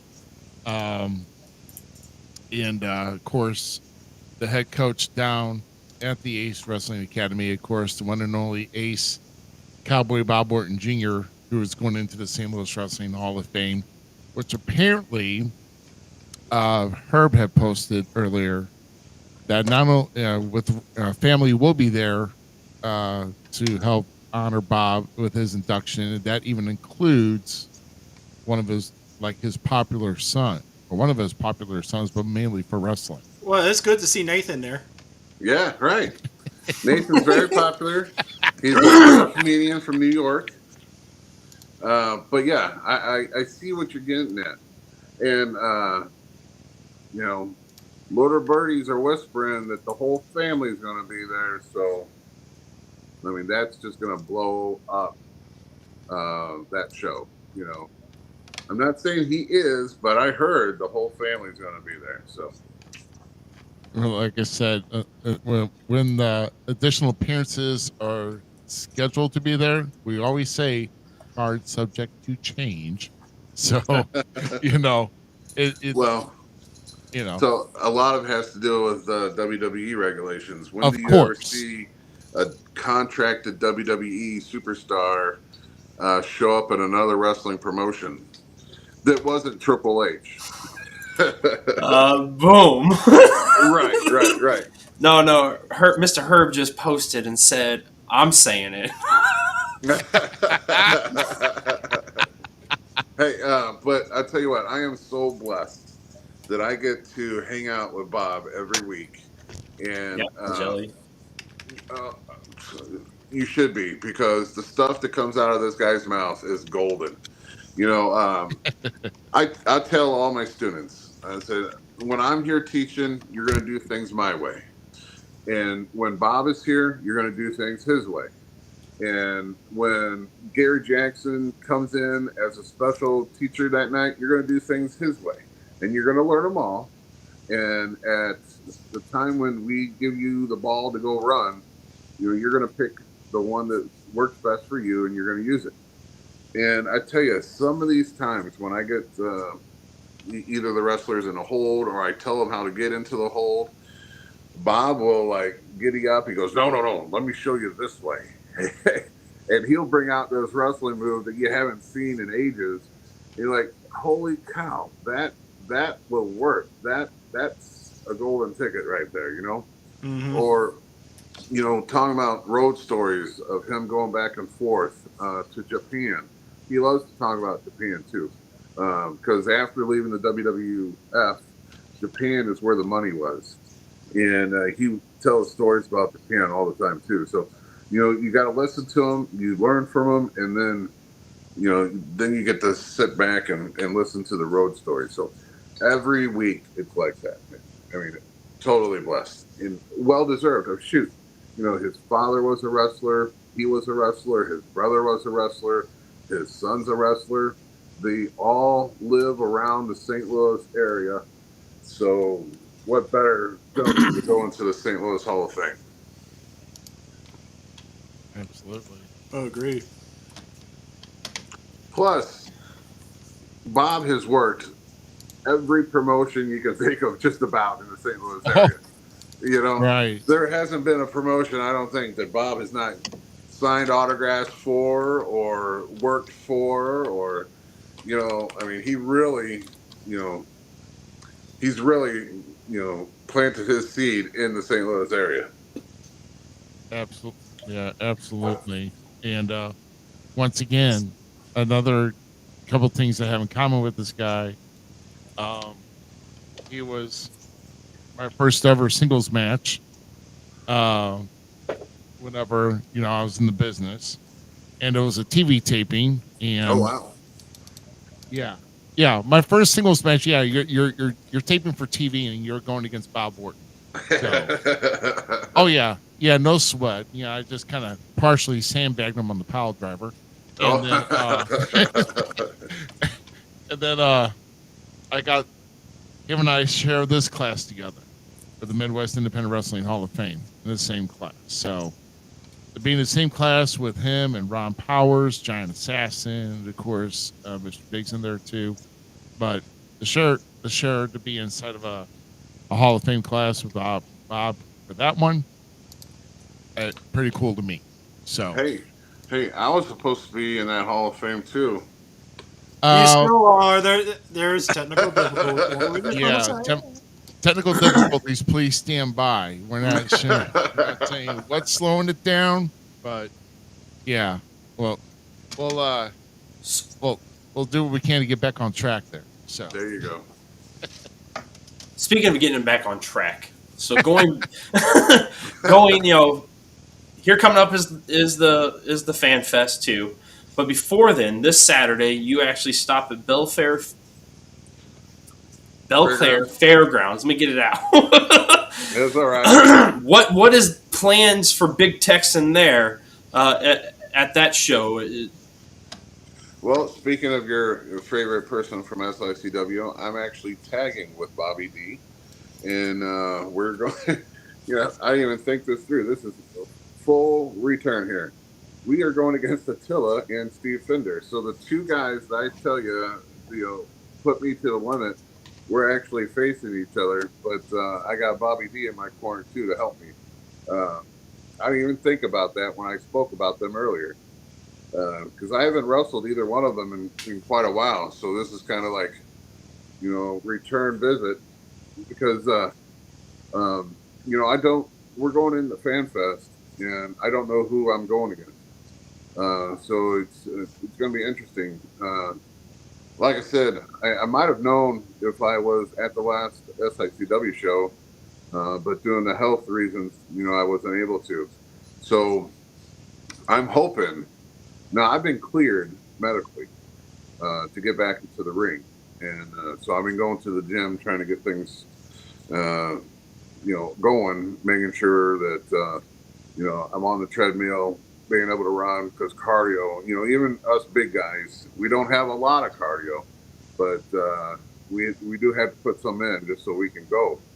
And I wanted to make sure that this Saturday, that when I tag with Bobby, that I'm not bringing him down, that I'm coming full force and tagging with him properly to go against Attila Khan and Steve Fender, because that's going to be one hell of a match. It ain't going to be pretty, but it's going to be one hell of a match. Yeah. Don't forget to work out the arms. Get them really strong to chop Z at the Fan Fest. I thought I was supposed to chop you though. No, Yeah, no. see, I think that's all right. because Right. I said that Attila's a nice guy. He didn't hurt me. You're the one that obviously had the smell But he on still me, man. attacked me. Okay, Not my fault, though. You can't try to get this man that I've been respectful to this whole time to try to chop me. Like, it's not going to happen, man. If I get chopped, I get naked. Oh. Well, guess who's not coming to the party? There you go. Right. I got to ticket in one way or the other for this. Now, let's keep that in mind. I got 6 with Bigs there, too, so. Oh, my. Yeah, this coming, I'll tell you what, I mean, it's sometimes, for those who don't take chops on a regular basis, trust me, even if you do, it does leave something behind. You have to kind of get your wits back on. So I will say that. Hey, I've been told plenty of times that they felt their heart skip a beat when I got a hold of them. And one of the LA Hustlers said it best. He said that when he sees my hand open coming at him, he ducks. Speaking of the LA Hustlers, so I don't know the whole card, but you got the Top Guns, who are currently the SICW champions. They're having a return match with the LA Hustlers. They've taken this match down to Memphis. They've taken it all around, and they're coming back. They get their title. They get their rematch clause in, and then you got. Let's see here. Who's the big guy? You got Joe Helms versus Kowalski. Right. And if Joe Helms wins, then he gets 5 minutes with Lucky P. Larson. So I mean, 5 minutes alone with him is worth the payment to come in and see that. Because I got my hands on Stephen E. once, and that was great. But we all, even Ruby can relate to this. Lucky P does commentary on our Sunday shows. Now, he's been suspended, so not the last current episodes. But when you sit there and watch them back and listen to Lucky P. Larson talk about you, talk about your size or you're clumsy and all, and he talked about all of us that way. To get 5 minutes alone with him would be awesome. So I'm backing Joe Helms on this one. I hope he gets it done, because I would love to see Lucky P. Larson get body slammed or suplexed or something. Yeah, I don't know. I heard him make his remarks before, and it's like, and I know you can sit there and talk all you want. Eventually, I'll lose weight, and you'll still look ugly. So it's whatever, bro. It's whatever. But yeah, I've had this picture up here for a while, but no, this right here, Z just put it up here. Yeah. Thoughts on this? Brandon Beretta getting picked up by OVW? Wow, that's major right there. Well, so of course, Brandon is one of my students. He's a graduate, of course. So I talk to Brandon a lot, all the time. And he didn't get picked up, so I don't know where that rumor got spread. He did have a dark match with them. Oh, okay. And gotcha. that was last Thursday. He had his his only dark match. But we all know it's not about how good you are in this business. It's about who you know. And it's about getting that chance to rub elbows with everyone down there. You got Jack Vet. What's his name? Jack Vaughn. Jack Vaughn. You got EC3, the NWA heavyweight champion down there. You got Mick Al Foley, Snow. Enzo More, Al Snow. Right. Like, there's so many dope names down there. My boy Brandon Espinosa. I don't care what anyone says. I like it. Hey, I have nothing against him Which, either. by the way, how the rumor got out is the person that said that was Herb Simmons. Yep, Oh. it's from the. So I would think that he would know because he said, "I know he did." He just commented on this. I know he did. It's like, okay. Well, It's about them might have elbows, a you little bit know. more privileged information than I do. So It's about them elbows, you know. right. But kudos to us to have a homegrown talent being trained by Bob Orton at the Ace Academy, working his way up through SICW. And if it is true and he gets picked up by OVW, who is currently working with the NWA, I mean, come on. Right there, that's a check mark in my book, too, for me. Sounds like just a path. And again, a lot of times I say it's not how good you are, but who you know. Brandon is fucking good. Sorry for cussing, but he I have pictures of him when he first started versus now, and it's like night and day. It's like I know. Yeah. Totally trimmed up and muscled up, and he has been so dedicated to pro wrestling. I mean, He looks like a goofy Ken doll for me, but I still like him. But like I said, just to have one of my students make it, that would be the first one. I've only been, coaching for a year now, maybe not even a year. But I would still put that on as a win for me as well. So. Yeah, absolutely. And, he's also the ambassador. Yeah, SICW ambassador, yes. Yes. I also, not to put another feather in his hat, but when he first came out for SICW, his second match was against Attila Khan. His third match was against Steve Fender. It's not as bad as saying my first match I went against Bob Orton. So nothing like you, Ruby, but Attila Khan and Steve Fender are some badass motherfuckers, and pardon my language. But we're on after hours now. It's okay. To have a rookie who's green as shit going against Attila Khan for his second match and Steve Fender for his third match. I mean, that's woo. Right. I know, but probably should have been told in that second match. Is like, you're gonna die. You're gonna die. It's nice knowing you, kid. But I've seen him come up here too. He actually took some work as a referee at first, and then working his way up. I mean, like you said, it takes. Having your name. I mean, knowing who you're rubbing elbows with and who you know is good, but you also have to put in the work on top of that, just like anything else you do. And he's putting in the work. I do follow him on Instagram, and also, he's posting his reels and about him in the gym and everything else. And he's a beast. Yeah. I jokingly call him Little Brock. Little Brock. Micro Brock. I can see that chant going. Micro Brock.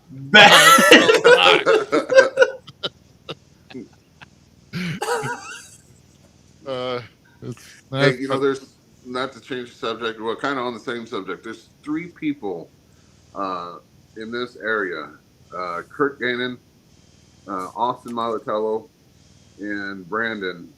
I think are the 3 people that I would name off the top of my head that I would think would make it in this business.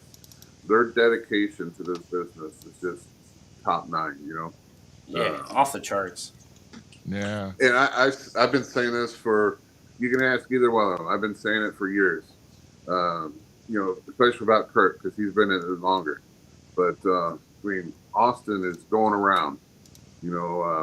Everywhere you look, if you're on his Facebook, he's going to Memphis. He's going to Arkansas. He had spots in AEW a few times now. Spots in NWA where he was working behind the scenes for them. So and then now Brandon with OVW. So, I mean, hats off to those three. But those three are the three that I think are going to make it in this industry. And this is a very hard industry to make it in. I mean, Yeah. about 7 out of 8 people are going to get close. I mean, let me say that 3 out of 10 people are going to get close, but they're not going to make it. Maybe 1 is going to make it to the show. And even at that, that might be just a spot appearance, not even, being a regular. So it's a very hard business, and you always got to have a backup. I tell you, everyone's got to have a day job or going back to school or something. Right. It's hard to make a living doing this. Yeah. You got to have that foundation, and you're gonna have to make the living that you got to get by with until you get that call. And God knows, just the health insurance alone you need. My goodness. Right. Yeah, I know. But no, it's I mean, with those guys that are making it here in the business, or at least, with Austin, with Brandon, Kirk Gannon I saw back in February. He was actually down in Arkansas. No. God, Lord, no. If I was making millions, I'd definitely be a little bit stress-free. So we don't have to worry about me.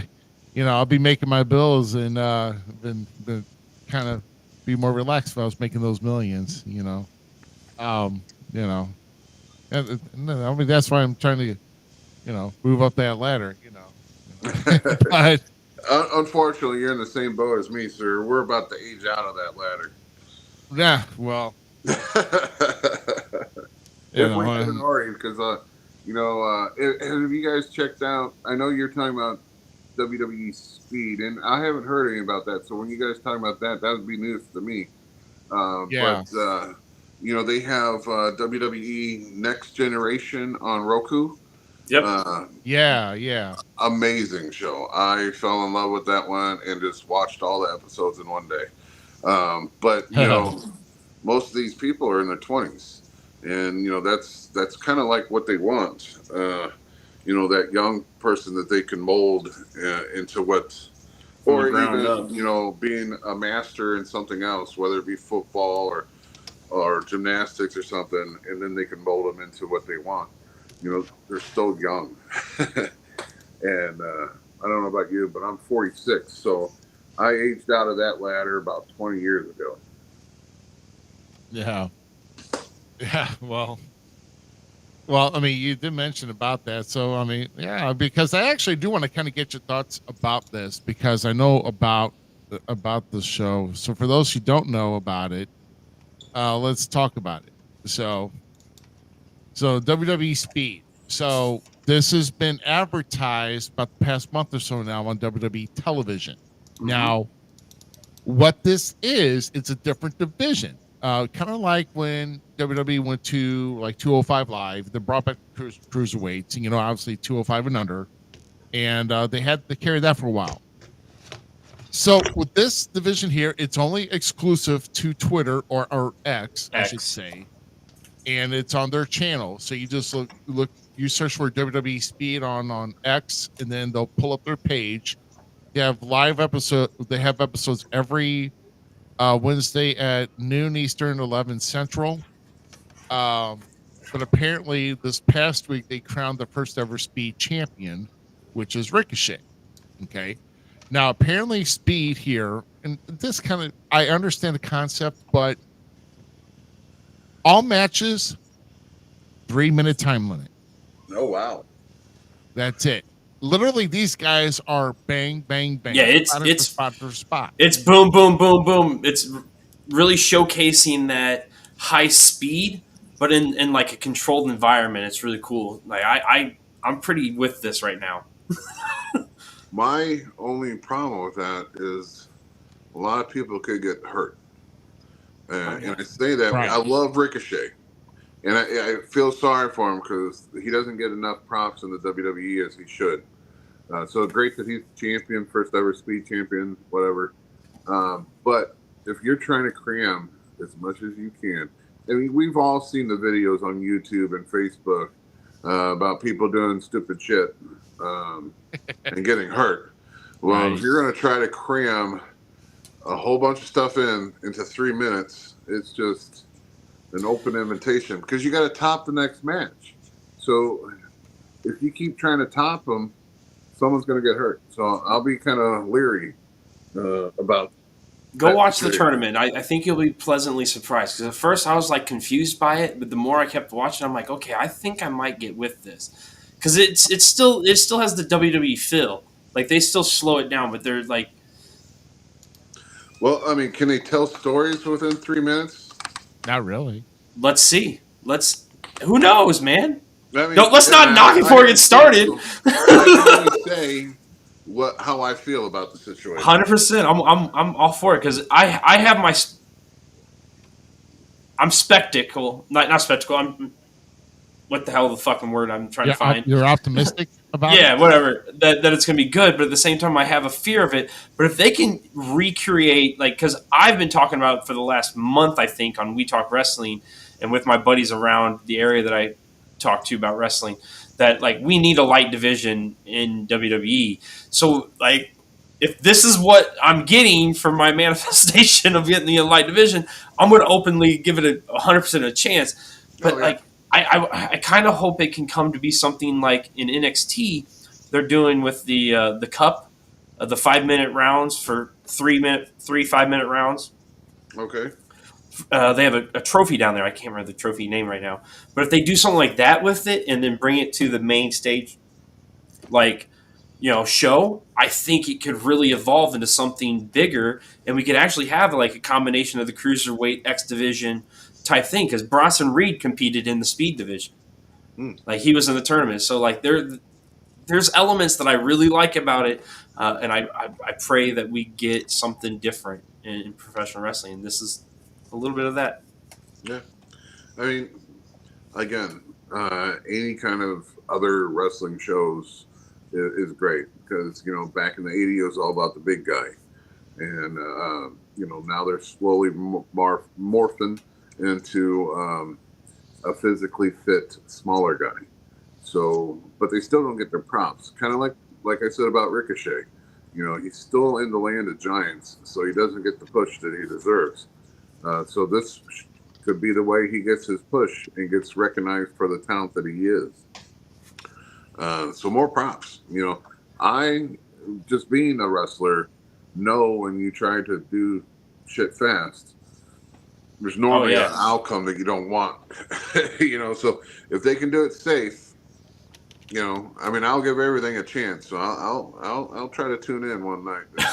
I just got a whole idea for the underground thing, though. Like, if it really was just the giants of WWE coming together to slam each other. Dude, like, I'd be down with it. Like, Otis and freaking Bronson Reed. That stuff was great. I loved Otis and Bronson Reed getting in there. Eric Ivar? No, Eric. God dang it. The Rowan? Is it Rowan? Yeah, Frank Viking Raiders. Like him, he's a big hoss. Like, I love watching him just clash with Otis and all those guys. Like, that, having that mix of old school, like, just pure beef in that ring, slamming each other, hitting each other, and then being able to, like, flip the next match, and then it's, Ricochet bouncing off. I love that about professional wrestling right now. Yeah. Like, that's the whole reason I'm a fan. Yeah. Here's another thing they kind of talk about. I wanted to bring it up because I want to kind of get your thoughts on this, and something's been posted on We Talk Wrestling, I think, yesterday. But as of Friday, Vince McMahon posts his remaining TKO stock for sale, and also I believe Nick Khan as well. Nick Khan has too. Yeah, both of them have no stocks. So this is hasn't been sold yet though. They put them up, but they have not been bought yet, as far as I know. Right? Yeah, they put them up for sale. So but the thing is that McMahon no longer owns the stock. Mm-hmm. Okay, he's like, okay, fine, they're supposed to force me out because of this scandal. Boom, boom, boom. Okay, so I'm putting all the stock for sale.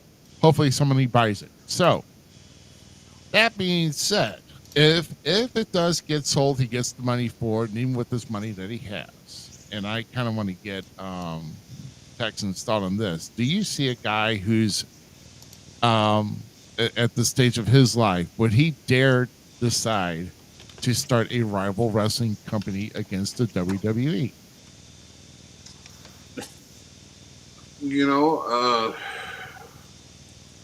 I think it determines on this court situation, because if he gets found guilty, I don't think, even if he tried, it wouldn't go anywhere.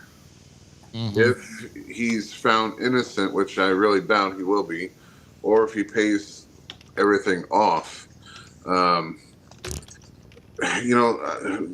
I've heard rumors, what if he starts his own promotion? And I mean, it might go for a while, but man, he's such at an age where I think he is just going to sail off into the sunset and blow his money on living. I don't think he needs to start a promotion. There's nothing he needs to, he's done everything. There's nothing that he needs to do anymore.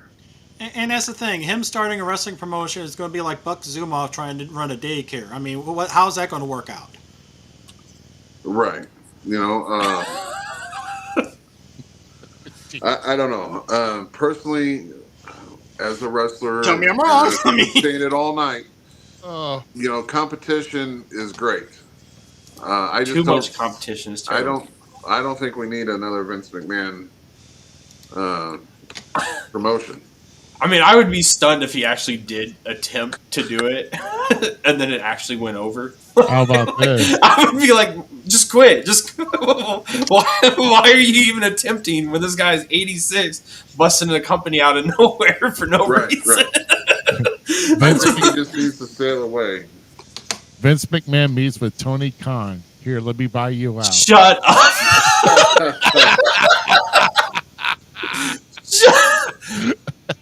Dude, if Tony Khan brought him back to be like the Eric Bischoff when WWE bought WCW, I would totally be cool with that. Like, I'm not going to be mad. People were joking around saying that Vince is going to walk out on AEW soon because he was the one to help the Elite go against Tony. Dude, I'm actually for it.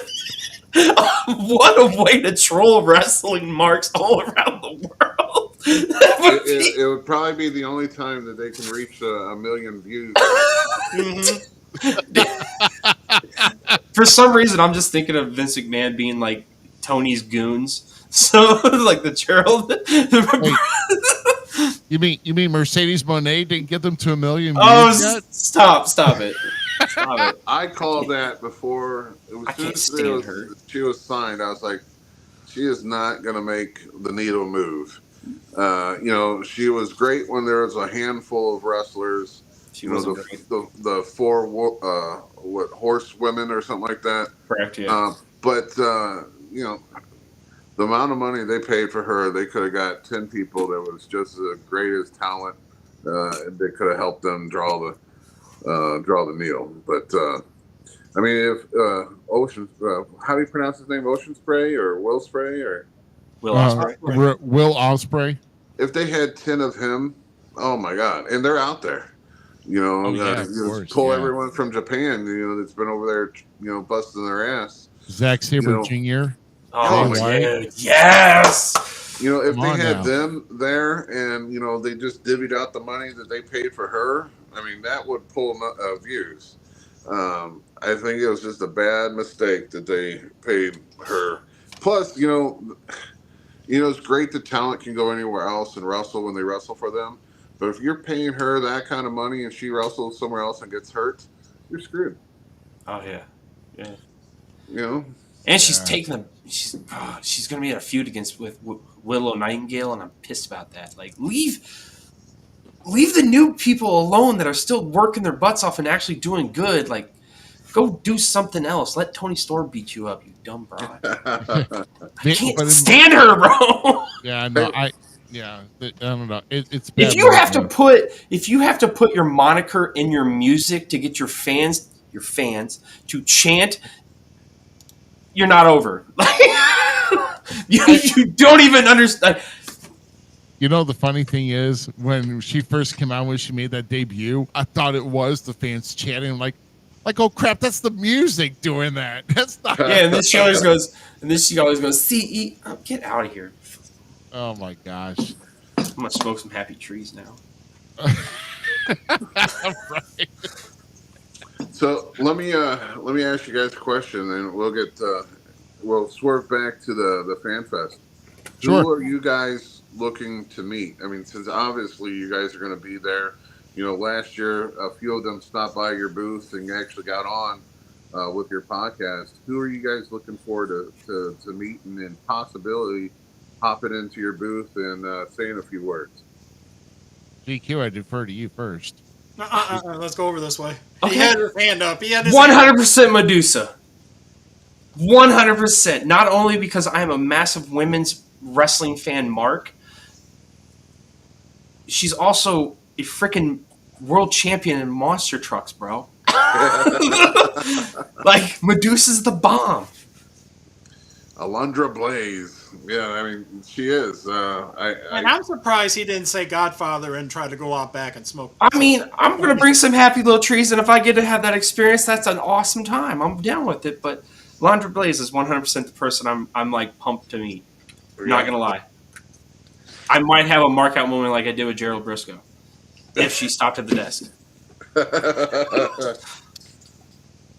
That's awesome. I mean, I too would like to see Godfather. I got to sit down and I went out to Indiana for they had a fan fest out there, and I mean, I'll be honest, we just went out there to try to rub some elbows and try to possibly snag some people for our fan fest. Or Mr. Herb Simmons wants to do Fan Fest 3. You know, we got some phone numbers of people that we can possibly get. So I sat down and they had, you know, kind of like those seminars. I hate to use the word seminar because they don't teach you anything, but they got on stage. It was the Nation of Domination. So it was Farouk. It was The Godfather. It was Mark Henry. That would be a nice panel. Oh yeah, and that panel was awesome to listen to because, man, they threw shade at Ahmed Johnson the whole freaking time, and it was the most hilarious thing I ever heard. So I'll be wanting to, you know, talk to him and see him, but you know, Herb just announced JBL's coming back too, so JBL, yeah, I just saw that. Was awesome. I first met him in CAC, and we were all at a bar, you know, and in the back of my head, it was like, oh my God, JBL's at a bar with me. This could be the new APA, you know? Yes! You know? I mean, I was going to say earlier that last year's Fan Fest, there was like the three of the greatest lariats in one room that night. And that's what I said. It could have been just the way it all landed. You know, JBL, Stan Hansen, and I used to say, and I even clob because Stan Hansen calls it the lariat. JBL calls it clothesline from hell. So when I throw mine, I normally call mine the lariat from hell. You know, just as a tribute to both of them. Nice. Yeah, but. I mean, I'm still hooked on old school. So Greg Gagne, you know, I like listening to him. There was a picture. I don't know whose picture it was, but it was Haku, Greg Gagne, Stan Hansen. Man, I'm forgetting who else. Oh, J.J. Dillon, all sitting down in like the hallway where you guys were doing your podcast, but during the show they still had the couch and a couple chairs out there, and they were all sitting down. I would have loved to have been a fly on the wall for that conversation. Because eventually JBL came out there too, and I mean, Jesus. I mean, if you guys listen to JBL on his podcast that he does every week. That is a wrestling god. You're right. And I can't imagine the stories they would be telling. Man, I love to listen to these stories. that's one great thing about Fan Fest and the CACs and out in Iowa. Getting together with all these Hall of Famers and these legends and just to listen to them. Awesome. Who else? I mean, Well, now I'm pumped about JBL again. Dang it! Like that's arguably one of my favorite bad guys. I think I told Herb this last year, and maybe it was Ruby too. We were all standing around talking, and I'm like, what I just realized? Like, JBL's my Stan Hansen. Like, because I've now gone back and watched old footage of like Stan and some other guys in Japan and stuff, and got into like some of that nitty gritty stuff, and. He was my Stan Hansen growing up, and that was like, I love him. But one of the other reasons I love him is because my wife despises him, calls him Diaper Boy because she wore white tights once. I can't remember what pay-per-view it was, but he had white tights on, and she looks like a damn diaper. So she always called him Diaper Boy after that. But like her and I'd fight because she hated him and I loved him. So yeah, now I'm kind of pumped about JBL being there. GQ, you make up your mind about who you're interested to see? I was looking to see because I did that picture that he talked about where all those guys sitting in a circle talking and everything. I thought I had a picture of it. I was looking for it. Probably some that I missed when they came through the St. Louis area before, which was like Abby, Tito Santana, and of course your uncles, the Rock and Roll Express. Sorry, that was kind of funny. I don't know why the hell I talk to you at times. I really don't. You're an ass. Here we go, another damn week with that shit. Go ahead, get it out of your system. Dude, maybe if you and Ricky and them can get in the ring for the Battle Royale, you have a chance to win. There you go. Yep. Well, then maybe I'll throw you a bag of dicks to eat it. I tell you what, when the Rock and Roll Express was in town for our Halloween special that we did, I was able to sit back and drink a beer with them, and that was a personal picture that I have with them too, of all three of us sitting down drinking. And even Haku, he's going to be there again. And the first time I met Haku, I had, of course, my drink of choice, Gentleman Jack. And, I had the bottle and it's cold. And I was like, Haku, you drink? And he was like, no, not really anymore. I said, well, I got some Jack. He goes, pour me some. So, sitting down and was able to, and Haku, he's got to be like the closest family friend to me I can imagine because, I had that experience with them at the fairgrounds. And then we went to CAC in Vegas, and me and him and Bobby D, we ate breakfast together with Haku. And we were actually, there was something going on at the hotel, but he was hungry, we were hungry, and we actually missed the opening stuff because me and Bobby were eating breakfast with Haku. And, when can you ever have that experience? And he was talking about how, he was a sumo wrestler and how he ended up coming over to the States and he was given to the funks, right out the gate. And he couldn't speak English and they didn't have no translator. And, and he just told us his whole life story and it was great. And I've met him a few times since then. And, I hate to say it, but we end up at someone's hotel room drinking until everyone just about passed out one night. So I mean, I've had some life experiences with Haku, and he's awesome.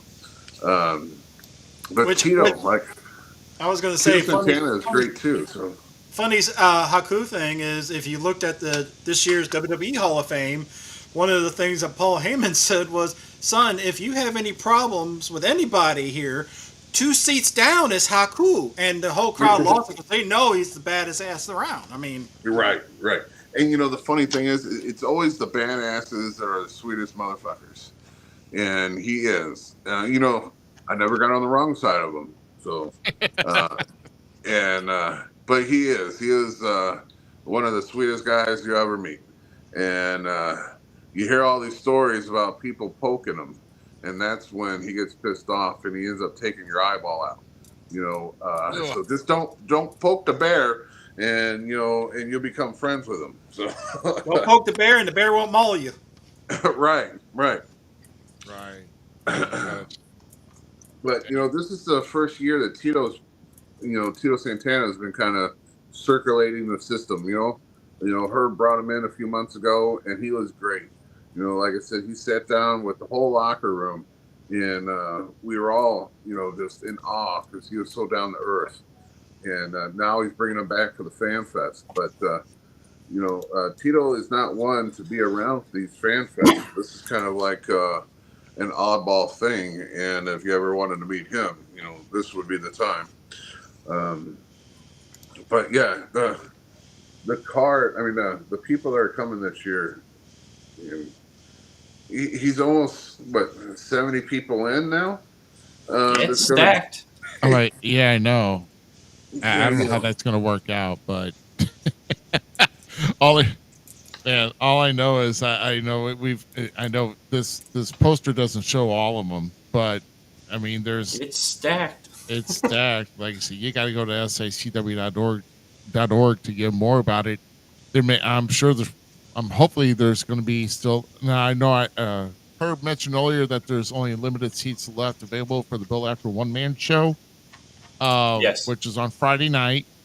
And of course, Saturday's the big Fan Fest. So you want to look over the ticket packages. You can purchase your ticket packages and everything on SICW.org for this Fan Fest. I'll tell you what, I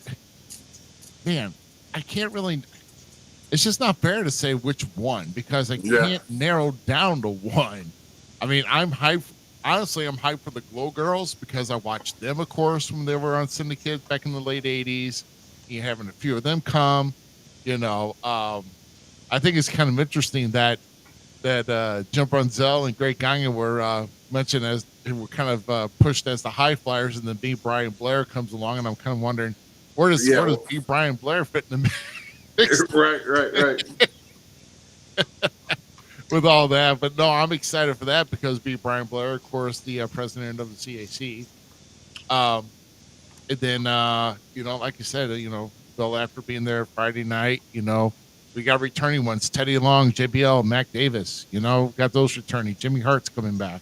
Hey, have you paid attention to Mac Davis and Teddy Long's podcast with Herb? Herb was on it. They announced that Teddy's going to be part of that one-man show. Medusa's going to be part of that one-man show. Man. So, I mean, even since it's called a one-man show, don't hold your breath. There's going to be some there's already 3 minutes. Yeah. Yeah, no, I mean, it's going to be a great event, for that event. I know Bill's been advertising. They've every week on SICW All-Star Wrestling, which you can see right before we go on the air at 8. They're on the air at 8 p.m. with SICW All-Star Wrestling, and then we go on the air after that, usually at 9 o'clock most nights. My fault there. But no, we're really stoked to come back. Like I said, Sergeant Slaughter, it'd be good to see him again. Of course, Ricky and Robert. I haven't seen the Rock and Roll Express. Oh yes, of course. Yeah. Fred Ottman, the Typhoon, Tugboat, Earthquake. No, not Don't Earthquake. forget Papa Shango and Kama will be there too. Shockmaster, excuse me. Shockmaster. No, that's been I know. But no, it'd be good to see him again. And like I said, I'm just excited just to see the women that I watched wrestle growing up, getting inducted into the Hall of Fame. And of course, Medusa's coming along as well. Mm-hmm. There's been one official match I know that's been announced, which is Miranda Gordy versus Take Vic the Gamer. So hey, Joe Helms, hey buddy. I'll just say, hey, Joe Helms, good luck to see if you can get 5 minutes in the ring with Lucky this coming Saturday night, man. Beat his face in. See if you can knock down the challenge of Kowalski on that. So that'll be interesting to see. But like I said, Dan Sever's been on the show before. He's going to be there. Like I said, all it's just, I'm really excited. To me, Paul Roma. Let me just bring up Paul Roma. Okay, Paul Roma was really heavily underrated. Heavily underrated to me. The guy has some serious skill in the ring. I think they could have packaged him a little bit better, but he's stuck in with Jim Powers. I mean, God rest his soul, Jim Powers. I mean, they're both great athletes, but coming up in the WWF in the 80s, it was hard to make your mark when Hogan basically just pushed his way to the top and kept his way up there. Yeah, but you also got to say WCW gave him the ultimate shot, put him in the Four Horsemen. I would have not done that. I would have never done that. I would have never done that. Paul Roma needed his other. He needed to go with a different identity. They just did not work with him well, and it's a shame because Paul Roma has spectacular skill. I think honestly his best package or his best gimmick to go with, Power and Glory. Power and with Glory, Hercules. Yeah. With Hercules and Slick as their manager. That was the best that they've had that was pretty cool. And they they kind of gave it to the Rockers one year at SummerSlam, and they were dominant for a while, and then LOD came in and just wiped them out. So, but no, Paul Roma's good, and like I said, I'm on board with the Godfather. I don't care Ho Train or not. Yeah. If there's no if there's no Ho Train behind, and there's still smoke behind, you kind of know what smoke that is, and from the Happy Trees. Happy trees. Like I said, Haku is good people, man. I mean, just because I was in the locker room last year too, getting ready for that Battle Royal, which I will be in the Battle Royal this year again. We'll see how see if I can last longer than I did last year. What? What outfit you wearing? Where can I hide you? Go away. You bug me. Go away. Everybody there would flip out and enjoy it, though. That's the thing. Yeah, mark out party of one. Okay, so moving on. 2, 3 up top. I don't know. I'd enjoy it. The right buzz, you enjoy anything, buddy. Especially if we can get you as a party of the. Why is this even a topic? For Christ's sake! Good Lord! I'm enjoying wrestling, and this is that. At night, and we're talking about oh my god! Come on, hey, I got a shirt you can wear if you want. I'll bring it. It's gonna be. I'm wearing it during the podcast. It's gonna be officially Monday in half an hour. You all are gonna be sorry if I'm still here. So you better stop. So, no. But no, I mean, there's just a great barrage of people that are going to be here, and we are excited to be part of it. And like I said, we're definitely going to be out in the hall area right before we go into the room. Hopefully, around the same spot we were last year. We definitely invite anybody that's as a legend or a star, or even who's going to be a participant in the Battle Royal. They want to stop by the booth, kind of chat a little bit. We are going to be doing our tentatively scheduled broadcast is going to be from 11 a.m. to 3 p.m. that day. So everything goes right, and if I can get access to the Wi-Fi. So there you go. Hey, I guarantee, I bet you I would pay some money to get the Rock and Roll Express and bring that shirt up to you, ask you to wear it. Oh take us home, Ruby. I told you this was going to be an easy night. I told you this is going to be an easy night. Yeah. I'm a talker, and I'm sorry for that. I can keep. No, don't be sorry. Shoot. Shit, what else you want to talk about? Don't be sorry. Don't be sorry. That's being what we're here for. We're here to kind of, like I said, in all sincerity, though, I mean, I'm glad that you are getting better. I know you did have a health scare about a month ago, and like I said, it's nothing to mess with. And I know you've got your lovely wife watching behind you, and of course, you've got other family members there too. But like I said, take care of number one, because wrestling will always be here, and that's why I tell everybody. So I'm not out of the woodwork yet. I'm cleared right now, but I literally go back to the doctor this coming Friday because my heart has gone changed rhythms a few times here lately, and so they want to. That's what you're wearing right now, a monitor, right? Yeah, my wife calls it my doorbell, but yeah. So they called me up one day and said that they got some concerns. So we'll see. But as of right now, I am cleared to go, and you will see me Saturday. So. And I just may do that. I think I may have that evening free. I know I have not been. I've actually have not been to an SICW show in 2024 yet. And it's not because I did not want to. It's just because of booking for other commitments that have actually overshadowed them, unfortunately. And I do not mean to not avoid SICW. It's just scheduling has been bad in 2024. So. Hey, that just means wrestling is good. Mm-hmm. Yeah, that's what it is. That's what it is. Wrestling is good, but I would like to thank the Big Texan for joining us here this week. Definitely some great conversation, and like talking about the Fan Fest. Oh my goodness, I think did I get this up here? One more thing, guys. One more thing before we get off the air.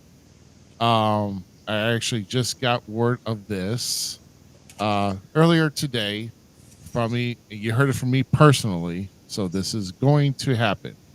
But this is next week. We are actually going to be having Scott Romer on as a guest next week. So he'll be one of the stars that's coming in for the SICW Fan Fest 2. So Scott Romer will be in here. And then it may be a rumored earlier start time since he is Eastern time, and I know kind of the older gentleman would like to not be up as late. So we may have a special start time before, but we'll work that out. We may have a special start time before, maybe even as early as 7 p.m. Next week. But as soon as we know any official details, we will let you know. But Scott Romer will be our official guest for next week for episode number 145. And man, I know we've had more shows than that, but it's kind of good. And actually throughout the weekend of the Fan Fest as well, we're going to probably do a little bit of a 4-year anniversary celebration too, because their first show was on May 21st, 2020. So wow, congratulations! If I don't see you. Yeah. Well, you'll see me that night because I'll be. Yeah. And I'll be around. So research Scott, because that guy is man. He's been around. Besides he wrestling, boxing, kings, queens. I mean, he's met a lot of people. So I mean, yeah, he has a book that he's written. He's done managing. I can't think of his name right now. Creech. Oh, fuck. I can't think of his name right now. Yeah, don't think too hard there. Yeah, I'm trying not to. It hurts. I think he was married into the Bruiser. No. Dick the Bruiser. Sorry.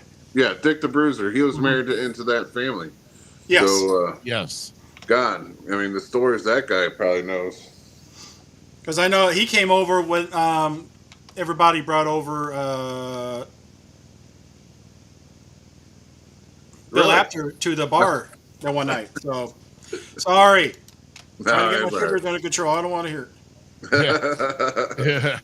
And like I said, so we're excited to have him. And like I said, when we show up at the Fan Fest too, don't we? All these legends and stars. We hope at least they would want to stop in and say hi. We'll try to get. We're trying to make sure we have more of an open platform for just to stop in.